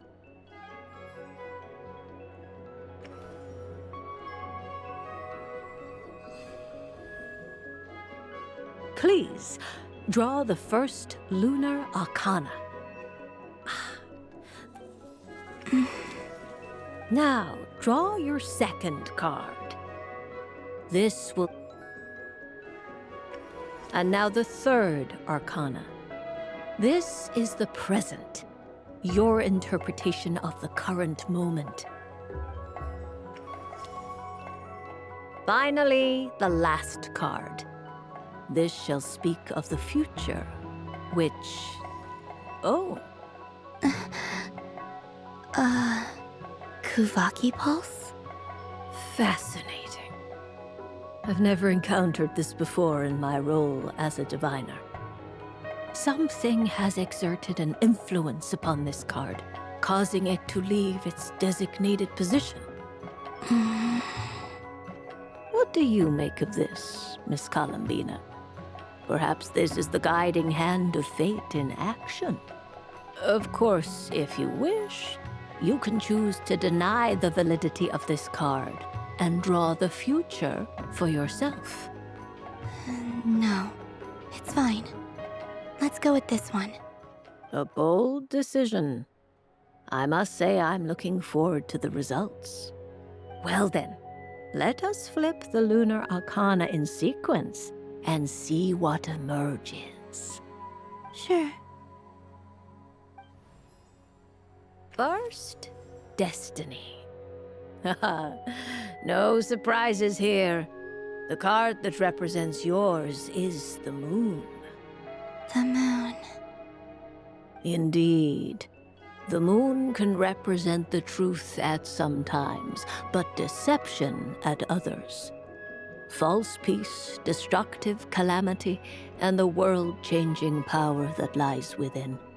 When the moon is placed on the destiny tile, it indicates that your destiny is not what it may appear on the surface. Instead, it may yet have a hidden side.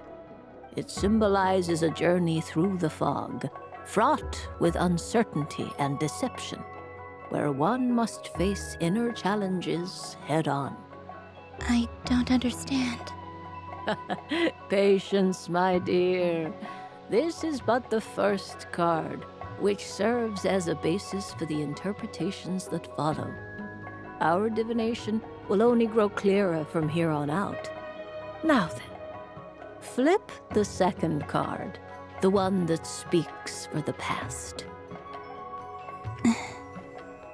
The Hermit, but inverted. Inverted? Yes. The Hermit symbolizes solitude, introspection, and the pursuit of truth. When inverted, it represents isolation, truth out of reach, and a path that leads one astray. Combined with the moon as one's destiny, the Hermit inverted represents a choice you made to stand alone in the past. It was a choice made not out of fear or arrogance, but for reasons that others could not perceive. You fumbled through the darkness without a guide, but you did not find your way. Rather, you went astray. More than once, it would seem. Is this about how I became Kutar despite not wishing to become a god? And how I joined the Fatui because I yearned for a place to belong? I suspect only you know the answer to this question. All is not lost. The past is in the past, and so it shall remain. Shall we look into the present now? Oh my. The Lovers. One of the most interesting Luna Arcana. What does this one mean? This means that you have had an unprecedented emotional experience. The joy of finding your soul becoming intertwined with that of another. A precious and wonderful thing indeed. It's true. I've made a lot of friends recently, and they are very good to me. I like them a lot. That sounds lovely. I am most delighted for you. The lovers can also represent important decisions, perhaps related to a parting of ways. Now, if I were to guess... Yes. My return to the moon. I understand. Parting with friends is never easy, Columbina. But rest assured, this is not the end of your journey. There is always another story waiting to be told. The future always lies ahead. The future. Well now, it's finally time to flip this most mysterious of cards. Why did it appear? And what does it wish to tell you? I'm ready. Very well. Flip this card and see what lies on the other side. Oh. Miss Barbeloth? What is it? This card is death. That doesn't sound very good. It depends on how we interpret it. It is true that it can represent an agonizing death, a complete and utter end, but at the same time, it can also represent rebirth. Do not forget that your destiny card is the moon. That lends your future many different potential meanings. If death spells the end, is it unavoidable? As I have said, divination can only display general trends. It is a rough guide, but it does not show predetermined outcomes. Allow me to summarize it for you. In the past, you may have lost your way, but now you have gained new connections and new strength. You now face an important decision, one that may bring about a great change in what is yet to be. This change might, in turn, be the end of all things, or their beginning. But remember, everything is subject to change because of the moon present in your destiny. You must see the truth clearly and face your innermost thoughts. The truth. My innermost thoughts. Thank you, Miss Barbeloth. Don't mention it. Some people dislike divinations, for fear of glimpsing an ending to their story that they wish was not so. But I can see that you're different. The result of this divination will not sway your decision. This is a rare quality, and one that diviners always hope to see in the seeker. We are here merely to guide, not to exert undue influence. I understand. Go then and illuminate your future, Miss Columbina. The moonlight that shines from you now is most captivating.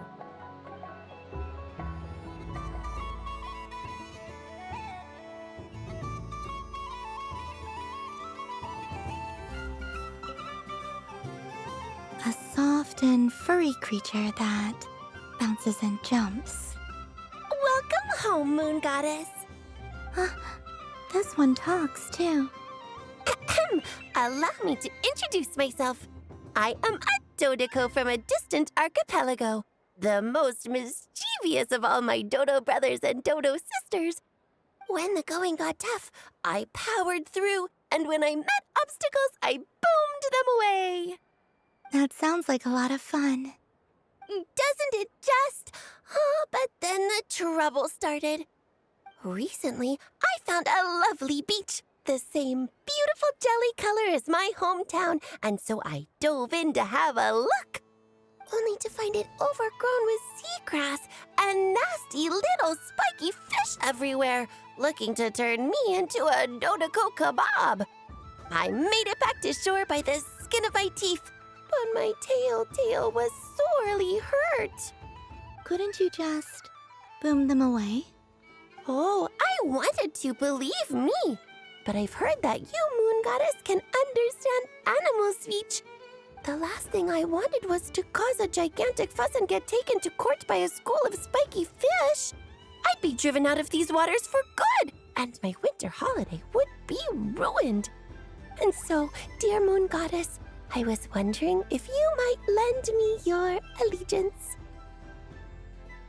Are you roping me into a crime? Oh, let's call it a once-in-a-lifetime carefree adventure. Does that sound better? All the festival goers tonight are dressed up as the Moon Goddess, but there's nothing to say that the Moon Goddess can't disguise herself as a Dodoko, is there? Besides, this is your home. You should be free to be whoever you wish. I'm afraid I'm not well acquainted with Dodokos, Madam Mage. Oh, that's quite all right. We Dodokos are innocent, happy creatures with a free-spirited nature. Many, like myself, are mischievous troublemakers. Others are lazy souls who like nothing better than to lie down on a nice rock and take a nap. In our eyes, every creature who yearns for happiness and freedom is a Dodoko. But perhaps in yours, we Dodoko are a fluffier and more mischievous breed of Kuhenki. Yes, that is a much easier image to follow. Oh, wonderful! Then let's play! Grab onto my tail and follow me into the sea. Time to settle some scores with the bad guys.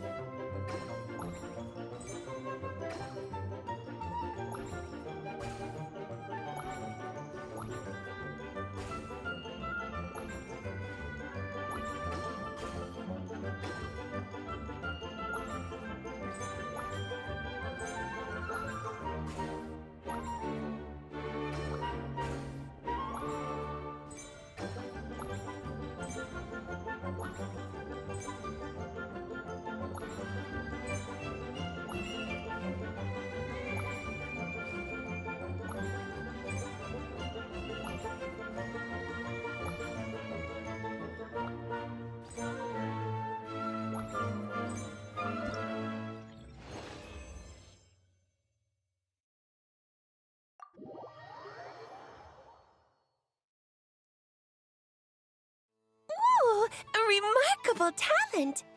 So, what do you make of it? The use of Jumpy Dumpties doesn't come as naturally to me as Kuvaki, but their unpredictability makes it fun.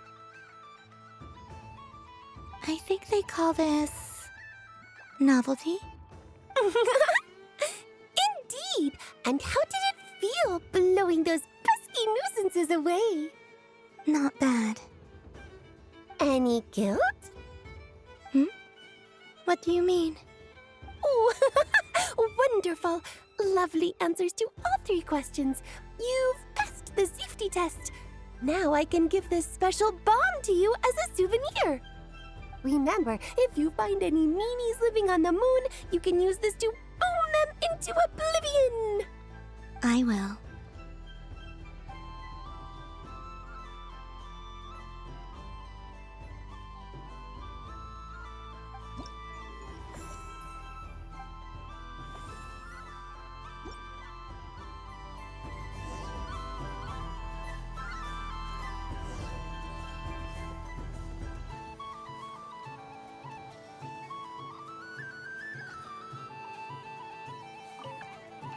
Done being a do-gooder yet?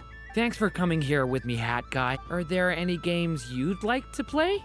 It's your turn to pick. Why does that hamster think you've grown up? I know you don't mean that. You're just taking the opportunity to make fun of. Even if you won't admit that taking some time to compose yourself is important, I can see that you're doing it in practice. Otherwise, you'd have taken off your hat and flown away by now. Looks like Albedo's socialization program has been far more useful to you than all those Vahumana textbooks.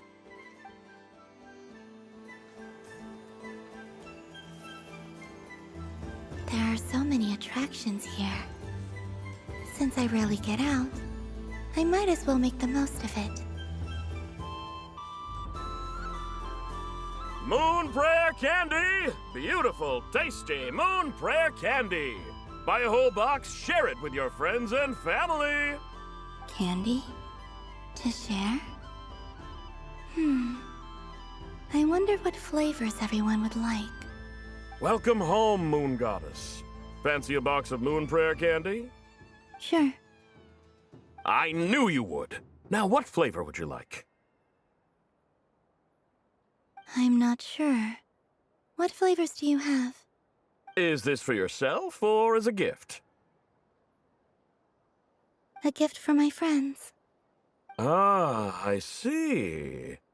In that case, I'd recommend apple, lockaberry, or midsummerberry. Those are the most popular. Do you have nocturnal blossom flavor? Huh. I've seen couples give those as gifts before, but I did not know they were edible. No? Okay then. Moonfall silver? You did say this was for friends, right?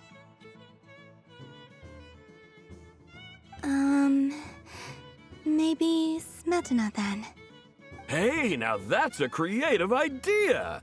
I've never tried it before, but if you're happy to wait, I can see about whipping up a batch on the spot. While we're at it, you got any other ideas?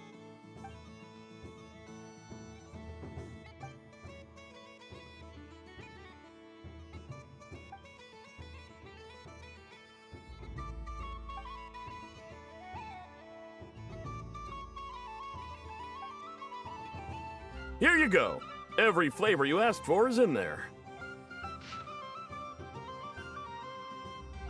Thank you.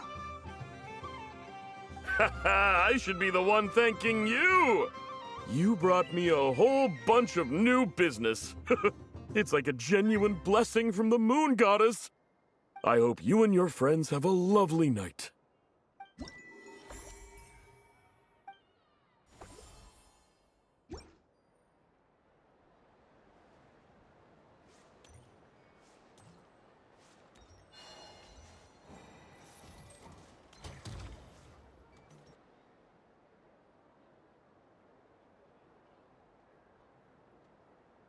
Doesn't make any sense. How am I losing every single time?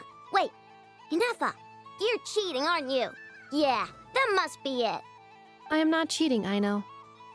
Uh-oh, sounds like Inefa's turning into a big baloney bot. I think it's time for some serious maintenance. Moon Goddess, help me.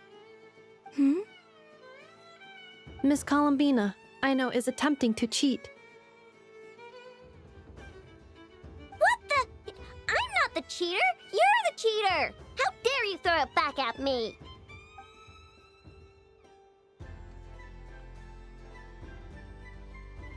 All right, fine. Let's all laugh at Aino.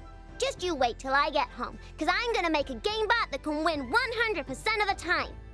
Let's see you laugh when I come back and beat your butts. You'll all have your heads covered in stickers when I'm through with you. We came to check everything was okay after all that yelling, but,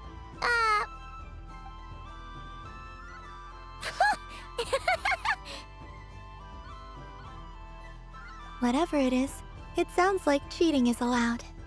Kuhenki concentration. Each player starts with differently colored kuhenki. Each round, they draw one kuhenki from their opponent. When a player has two kuhenki of the same color, they make a pair and can be discarded. Any that can't form a pair must be kept. The round ends when a player can't form any more kuhenki pairs, and that player gets a sticker.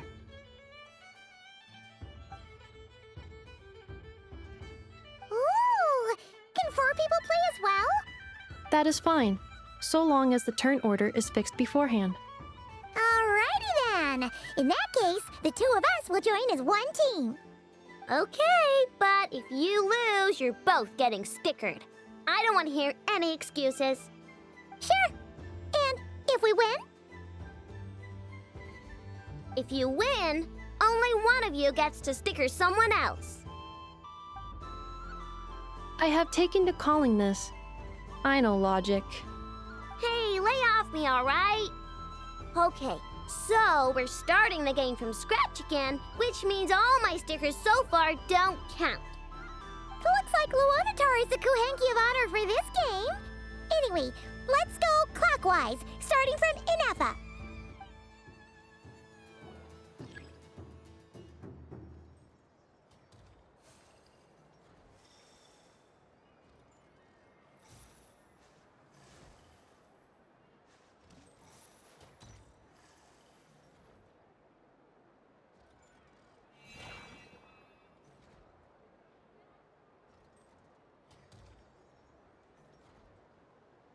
Nice! That's a pair!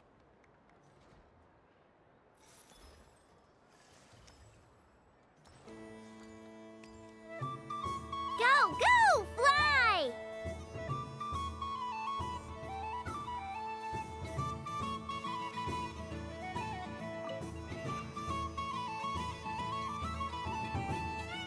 Go on.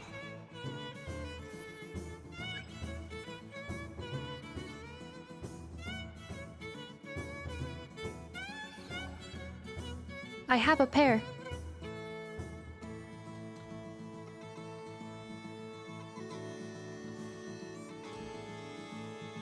Uh-oh! We gotta pick up the pace!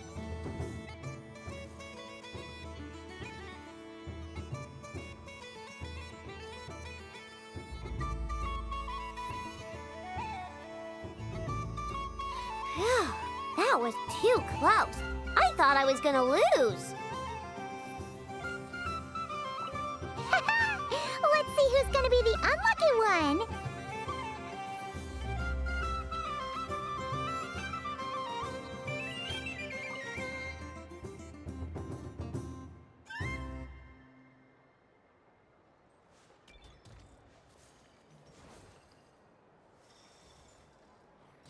Good luck, everyone.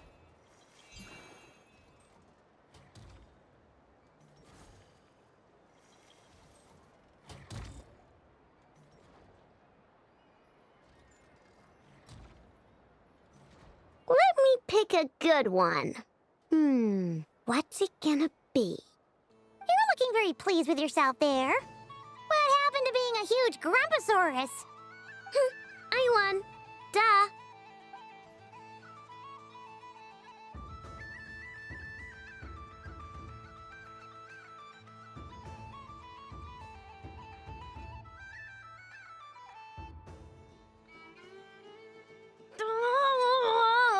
Me again? Don't fidget too much, Aino, or the sticker's going to fall off. I don't care. If it falls off, it falls off. If a pair of Kuhenki get discarded, why not a pair of stickers? Huh? Huh?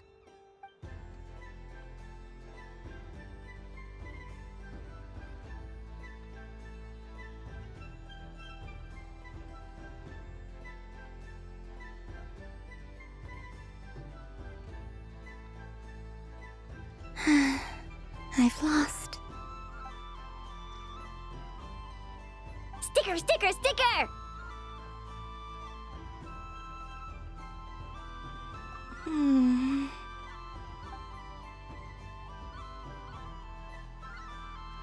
Cute! You think so? Shame. I can't see it for myself.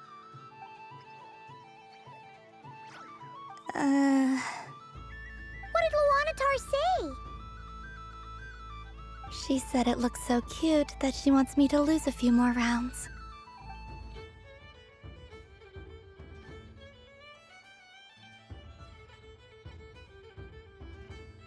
Who put these stickers on Paimon's eyebrows? Ugh, she can barely see! Alright, now, I think we got enough evidence to prove that there's a serious problem here. Yes, I agree as well. The culprit is... Inefa! Culprit? What did I do? Quit acting dumb, Inefa! You're not wriggling your way out of this one. I've been watching you. Not only did you remember whose side Luanatar started at, but every time someone drew a Kuhenki, you were logging it and calculating every last possibility. which Kuhenki pairs were gone, who had what color Kuhenki in their hand, even our facial expressions. You were keeping track of it the entire time. Exactly! Why I no said. Putting aside the fact that running calculations is not against the game rules, do you have any evidence to support your allegations? But that's not against the rules either. So she admits it. She certainly does. All right, everyone grab a sticker. It's time to get Nefa back. But... Take that!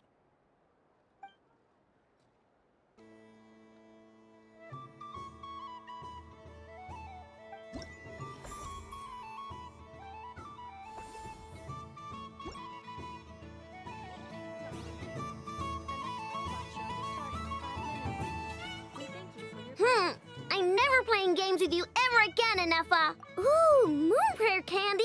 Sweet. Is it okay if I grab a whole bunch? Psst, Columbina, turn around. Use your huge cloak to block Nefa's vision. Yum. Oh, this one's even yummy. Ugh, the flavors are blending in my mouth.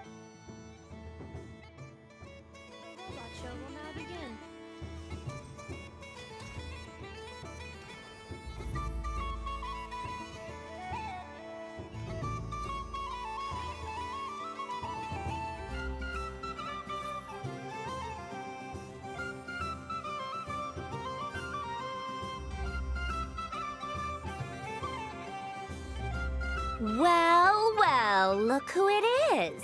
I heard someone went and disappeared on us the moment we let her out of our sight. They looked all over for you. Frankly, I didn't think you'd be back for Moon Prayer Night.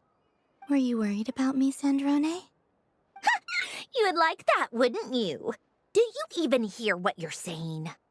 It seems to me like you disguised yourself with festive headgear, just so that you could come see me on Moon Prayer Night and make sure I'm okay. You didn't even bring Polonia with you. You? Ugh, I thought you couldn't see. I cannot. But I sense the confusion of those around us rippling through the Kuvaki currents. Based on what I know about you, let me guess what you're wearing. Is it cat ears? Shut up! I'm only here to protect the Fatui's interest in this territory. Running into you was pure bad luck. Really? But you were the one who asked Arlecchino to help everyone find my name. Columbina! Ugh! Just one more word, and I'll unscrew your vocal cords. It's Columbina Hyposelenia now. Tell someone who cares. I've missed you, Sandrone. The whole time I was gone, I was thinking. I hope I get a chance to say some ugly words to you. Is that supposed to be a joke? Anyway, let's go play that game. What? You mean that frostfin whale? Yes. It's some kind of game where you get bitten if you step on the wrong tooth.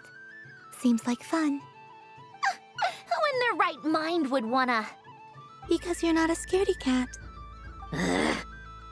You wanna play? Let's play. Don't complain when I kick your sorry butt. Lovely. You old geezer! I'm gonna beat the pants off you! Just you watch! I almost forgot. Sandrone? What is it now? You'd better not lose, or I'm going to beat your head in. What? Allow me to demonstrate since I'm feeling so nice. You just step on the teeth, like this.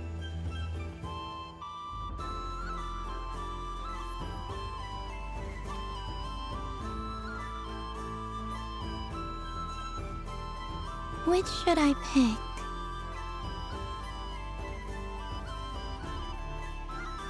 Your turn, Sandrone.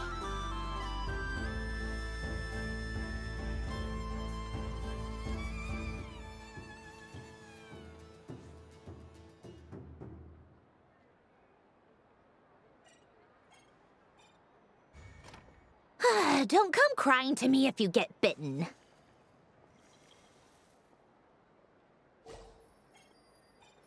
There are less and less teeth remaining.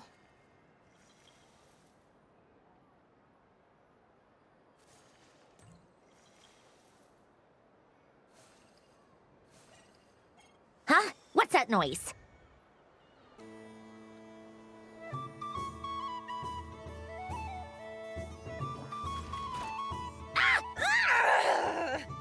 I think you might have picked a bad tooth, Sandrone. Shut it! Do you need any help? It seems like you're stuck. No! It's just a blasted toy! How is its grip this strong? Stop laughing! All right. Well, you lost. So just like I promised. Hey! What are you doing? Are you seriously? Hiya! Why, you... Oh, just you wait! Rematch! Are you all right, Sandrone? That was quite a strong bite. Are your clockwork parts? Quit your fussing! I don't need it! All right. I'll go first this time.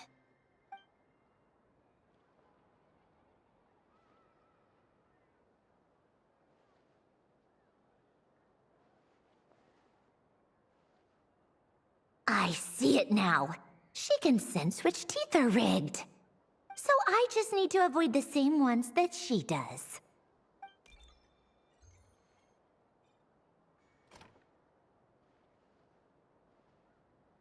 This one... Seems fine. She avoided that one then? Now I've got you.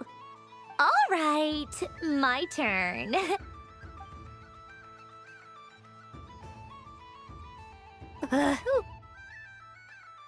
What? Looks like you lost again, Sandrone. Wait!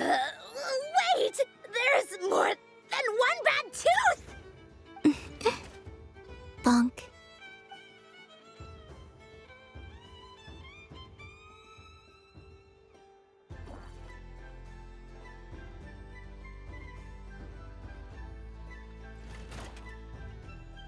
Stupid game! What idiot came up with this?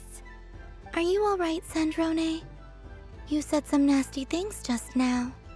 Oh, I'm peachy. Should I let you bonk me on the head as well? Ah, forget it! Come on, bonk away. It can be your consolation prize for losing so badly. I told you, forget it! Gah, you've always been so annoying. Singing right outside my door, inviting yourself to my tea parties, going AWOL. And now you're off to the moon or something.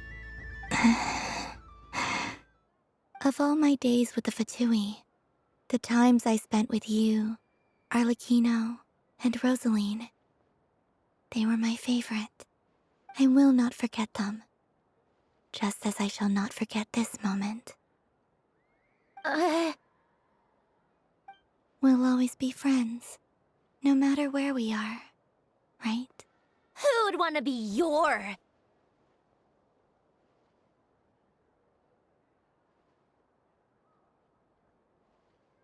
I'll miss you, Sandrone.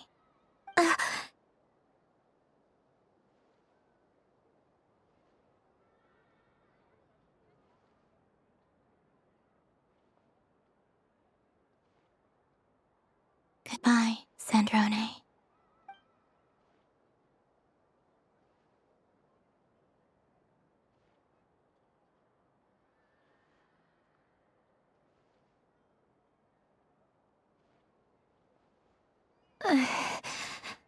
I'll miss you too, Columbina. Sorry, what was that?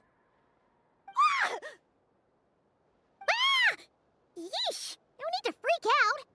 What's wrong? We've been looking everywhere for you. What do you want? Oh, nice ears. What do you want? This! Huh? It's your turn to draw something. You're one of her friends too, aren't you?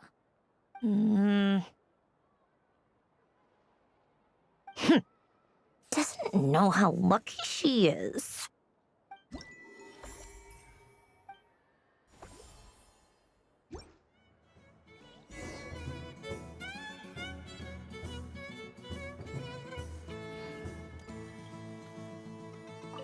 What's there to see on that moon anyway?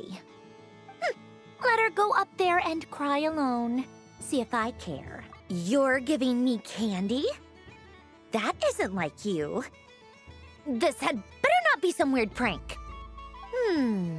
Coffee flavor? I thought you hated coffee. It's extra strong too. You didn't do all this just for me, did you? Hey! Don't take it away! I never said I didn't want it. I mean, you can't unmake the candy now.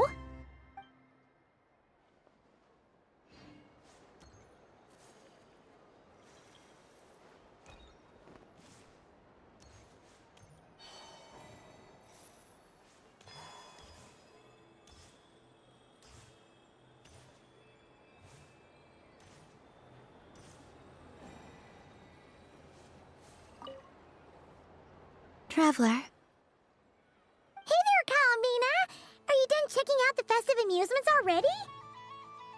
Are you sure you don't want to look around some more? You might not get another opportunity like this for a while. right now, what I'd like to do is... Oh! Candy for us? Thanks a bunch, Columbina. Don't mind if we do. Whoa! This one's intense. But it's so tasty. What about you, Traveler? How does yours taste? Oh, sounds good. Paimon's drooling now. Are there any more Smatna candies in the box? Yes, I believe so. Okay, gotcha. Let's see. Sure. This one, and yep, this one looks right too. Okay, that's 3. Here we go. 1 per person. It's so sweet.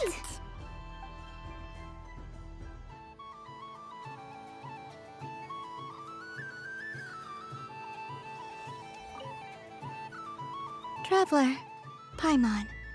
Columbina! Finished with the festival already? Really? You're sure you don't want to have a little more fun out there? Final answer. Yes, I am sure.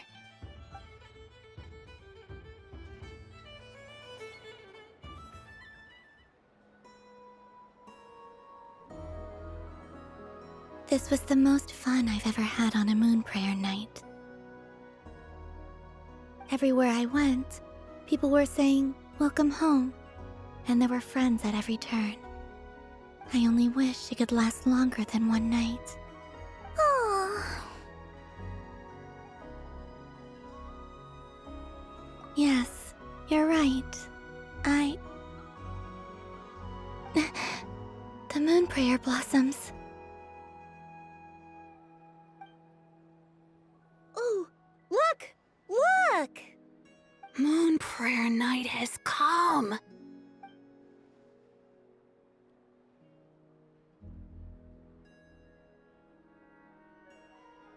The moon. It's so beautiful. Happy Moon Prayer Night, dear.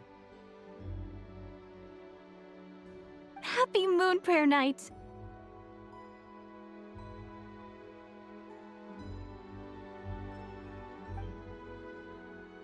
Happy Moon Prayer Night.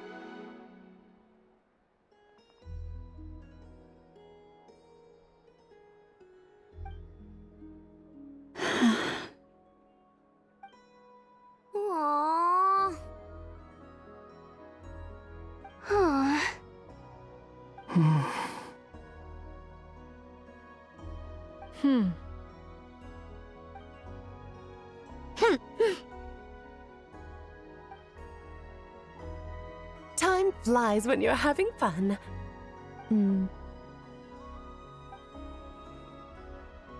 Oh.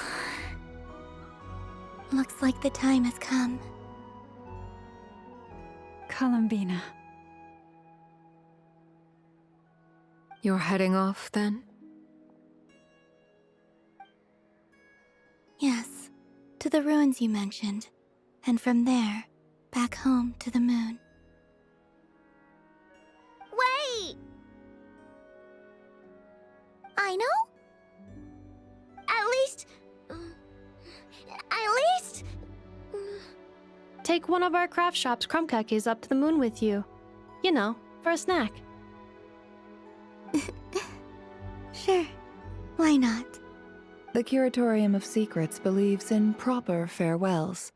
No story should be left without a satisfactory endnote. Never. Farewells are an important affair for the Ratniki, too. We never know when we might meet again. Haha! And here I thought grand farewells wouldn't suit tonight's mood. But I suppose friendly passion is not to be stopped, eh?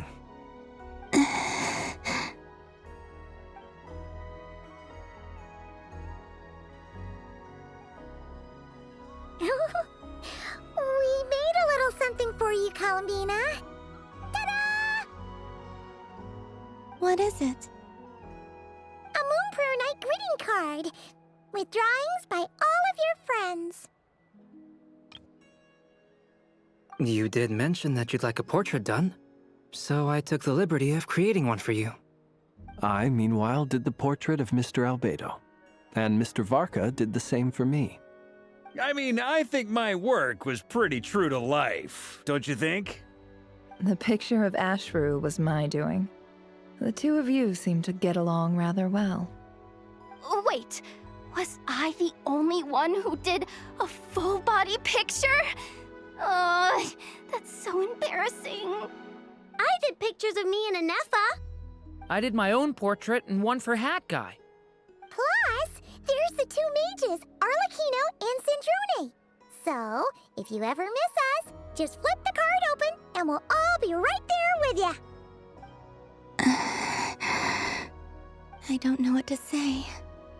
Thank you so much, everyone. This whole Moonprayer Night was more than I could have ever asked for. It is the greatest gift I have ever received. Lauma, I figured it out.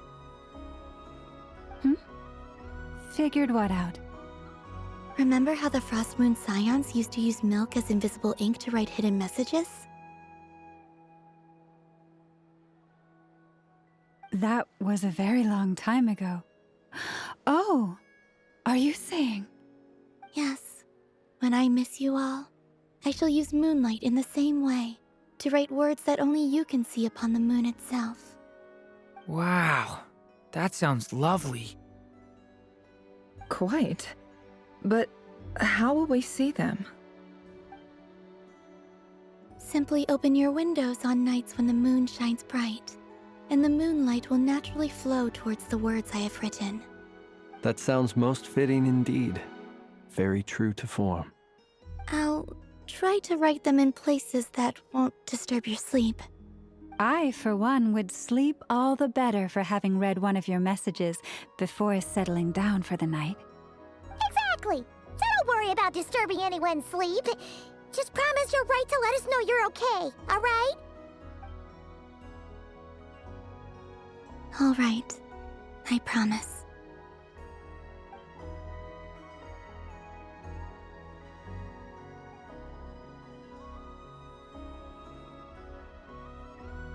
In that case, Columbina. I'm ready. Very well. Let's go.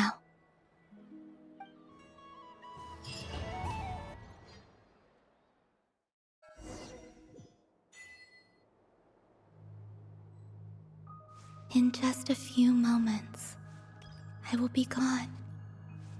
I still don't know what to expect on the moon. Will I really be able to send messages to my friends? The Kuhenki, the animals of Not Cry. I'll never get to see them again. I wonder where I'll be when the next moon prayer night comes.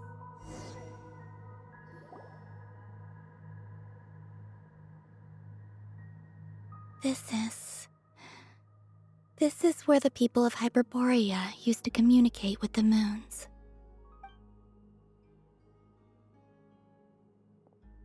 Eternal moon, frost moon, iridescent moon. When the power of all three converge, the gate to the moons shall open. Moon marrow preparations are complete. Only the final step remains. I'm sure Nasha Town is livelier than ever at this moment. Yeah, it's a shame you couldn't be there for it, but it's now or never, right? It's fine. I'm more than happy with this. My last piece of luggage. My only piece of luggage.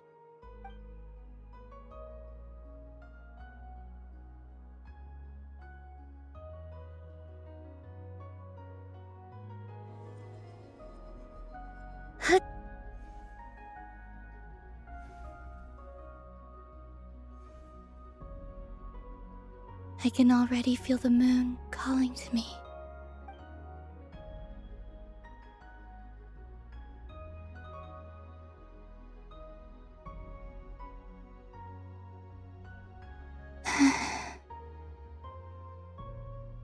Your home lies on the far side of this light, Columbina. From now on, we will at last have a reason to pray to the true moon. Columbina. Yes? I'm listening. Be sure to come back and see us when you get the chance.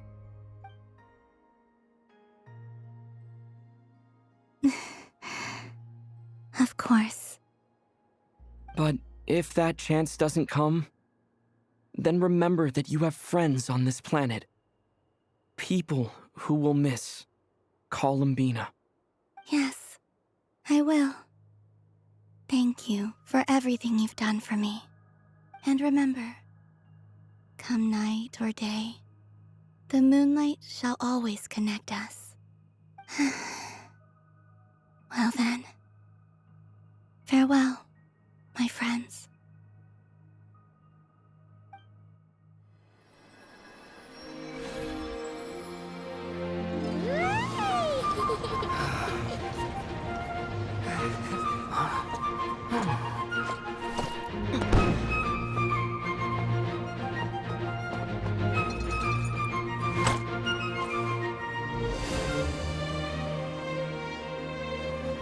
Thank you. This was my happiest night in Tevat.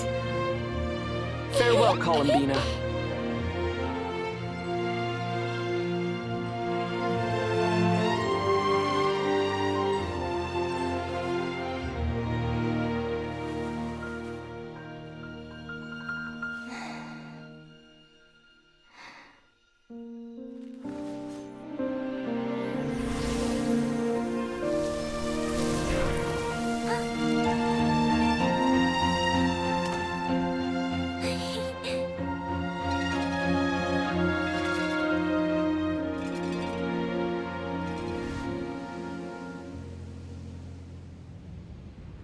The moon really is closer than ever tonight.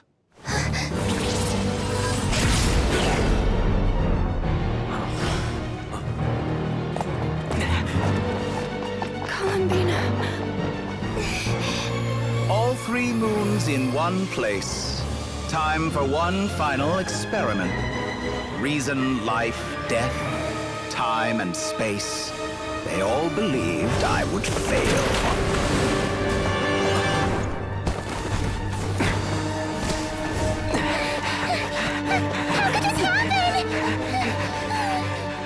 But Tevat's primordial power never did belong to the throne of heaven. And now, they are mine.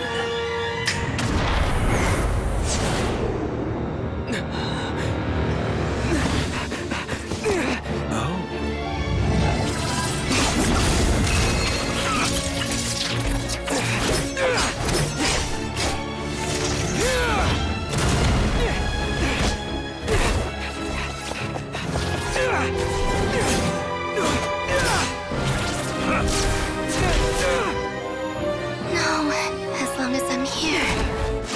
The Doctor is free to wield the Three Moons' power.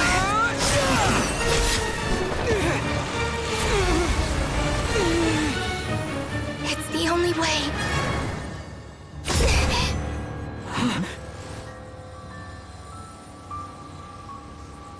I guess I won't be going home today. Columbina! No!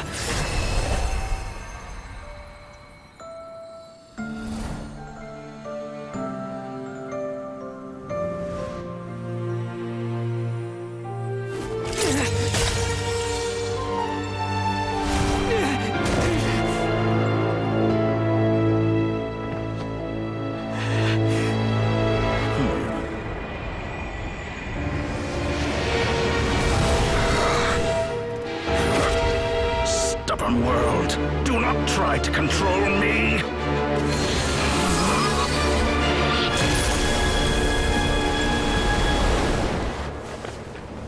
Columbina.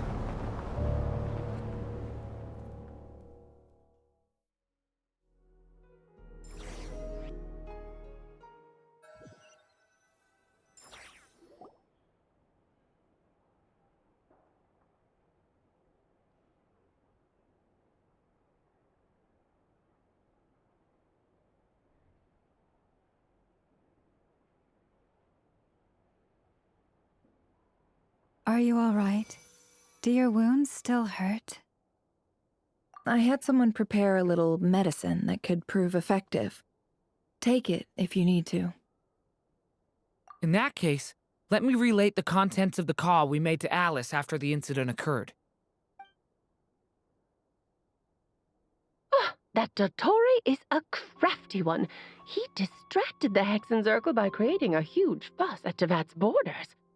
I'd assumed that the cause was an abyssal intrusion from the outside world, which in fairness is a rather common occurrence. But after learning that you managed to influence the phantoms in Nodcry, I realized that perhaps this interference could have come from within Tevat instead. But we weren't able to change their fates. True, you couldn't change how their stories ended, but you did build some variables around yourself.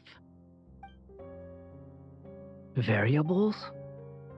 Yes, things you heard that you could not otherwise have learned, ideas that would otherwise have never crossed your mind. All these things are variables. Of course, most variables usually pale into insignificance with the myriad of possibilities floating around. But the moment you start treating them as building blocks and intentionally stacking them, that changes things. That's what Dottore did, and it's how he created the necessary conditions so that when you activated the portal tonight, it played right into his plan. However, we have no way of knowing exactly what he did. Yeah, we also need to ascertain Columbina's status. And that about sums it up. As I suspected, Dottore has disappeared completely. If it's any consolation, he wasn't able to control Columbina as he might have wished to. Oh no! What? She did what? All we saw was Dottore appeared and used some kind of power. The next thing we knew, he and Columbina were gone and you were falling into the sea.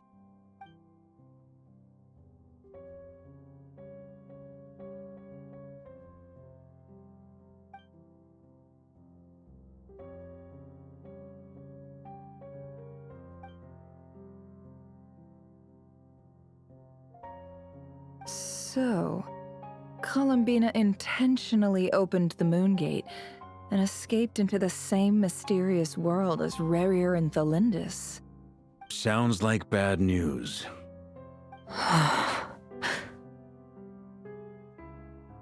Seen in that way, the trilunar syzygy and Rerir's emergence, Dottore might have been pulling the strings in both cases. According to Miss Alice, he is attempting to transcend his destiny and finish an experiment that only a god might complete. An utter lunatic. Wait a sec, where's Hat Guy? Seems like he'd want to be here for this. He took off with the Dodo communication device after we spoke to Alice. He said he had a hunch that he wanted to investigate by himself. The look on his face was terrifying. I've never seen him like that before.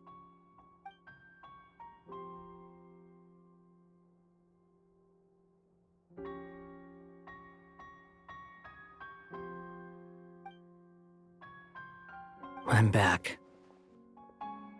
Hat guy! I went to look for the Hyperborean phantoms again. I think I've gotten to the bottom of it.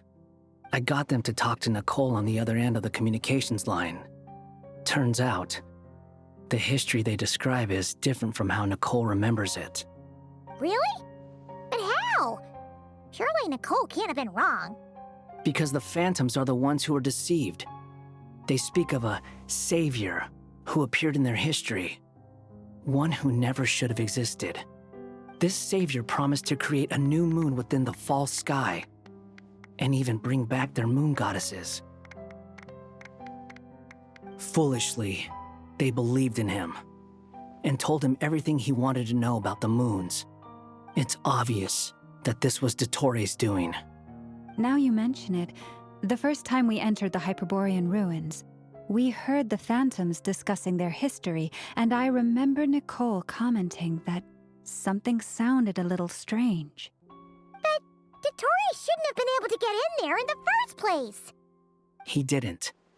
Nicole said that this was an anomalous state triggered by disruptions in the causal connections between phantoms from the same era. The variables that Dottore put in place were substantial enough that they even affected phantoms that he never met. So it's not that their memories were unclear. They'd been tampered with. That's exactly the possibility Dottore was trying to manufacture. He turned these variables into knowledge and engineered the situation so all that knowledge would fall into his hands. Then, he harnessed that knowledge on Moon Prayer Night to truly create a false moon. How is that even possible? To be precise, he exploited a weakness in the way the spell works. The spell senses Kuvaki to detect the moon's location. So, as long as the false moon more strongly resembled the moon than the frost moon beyond the skies, the gate would teleport Columbina to the false moon's location. In other words, to Dottore's side. Once he had her under control, the teleportation spell remained active, and he manipulated her power to seize both moon marrows. At that moment, the moon marrows disappeared right before our eyes. It was already too late, even as we were leaving the ruins. By then, Dottore had already amassed the power of all 3 moons. So, where does that leave us? What do we do now? I'd certainly like to know what Her Majesty thinks, now that the concerns I expressed to her have come to pass. But we cannot simply sit and wait for her to decide the matter. And in any case, it is not the Fatui Harbinger Damselette who sees us as her friends, but rather Columbina Hyposelenia. If, even in such extreme circumstances, Her Majesty will not lift the prohibition on Harbingers drawing steel against one another, then I will do as my heart demands. I will fight as Peruware instead. Oh, Arlecchino! Time is short, so I'll make the first move.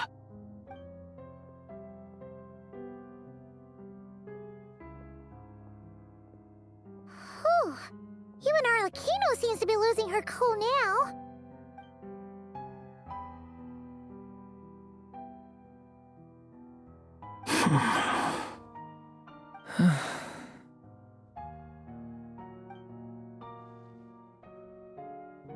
All right. Lose those dejected looks for a moment and let me get a word in. It looks bad, I won't lie.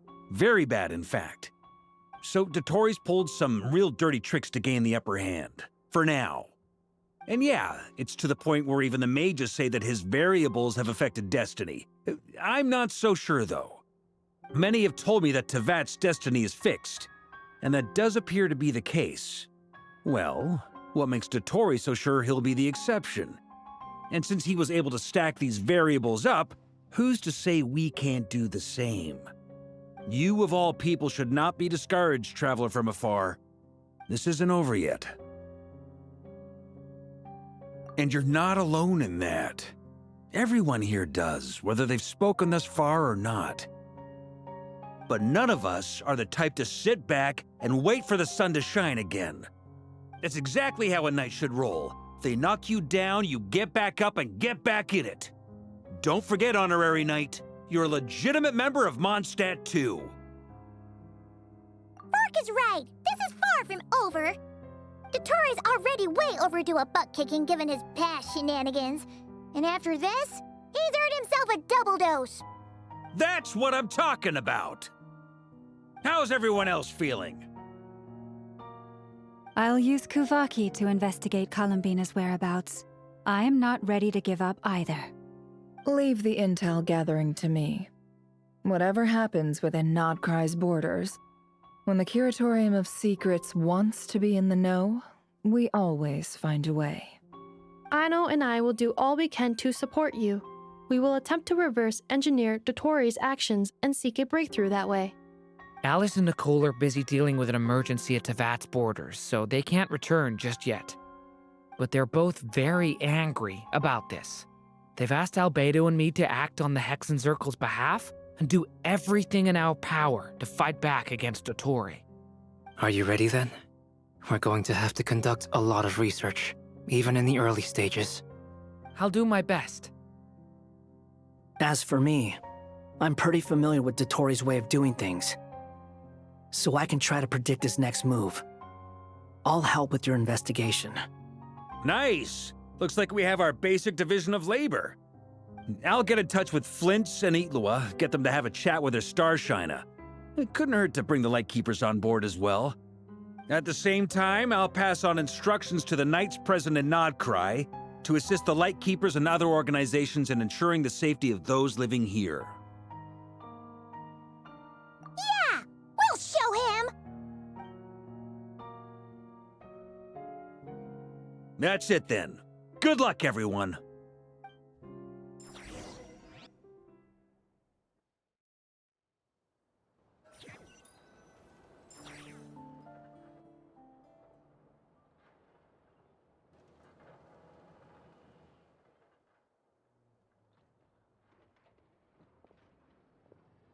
I never thought that Columbina would become my real name. It went from being a Fatui code name to something my friends call me. And remember, come night or day, the moonlight shall always connect us.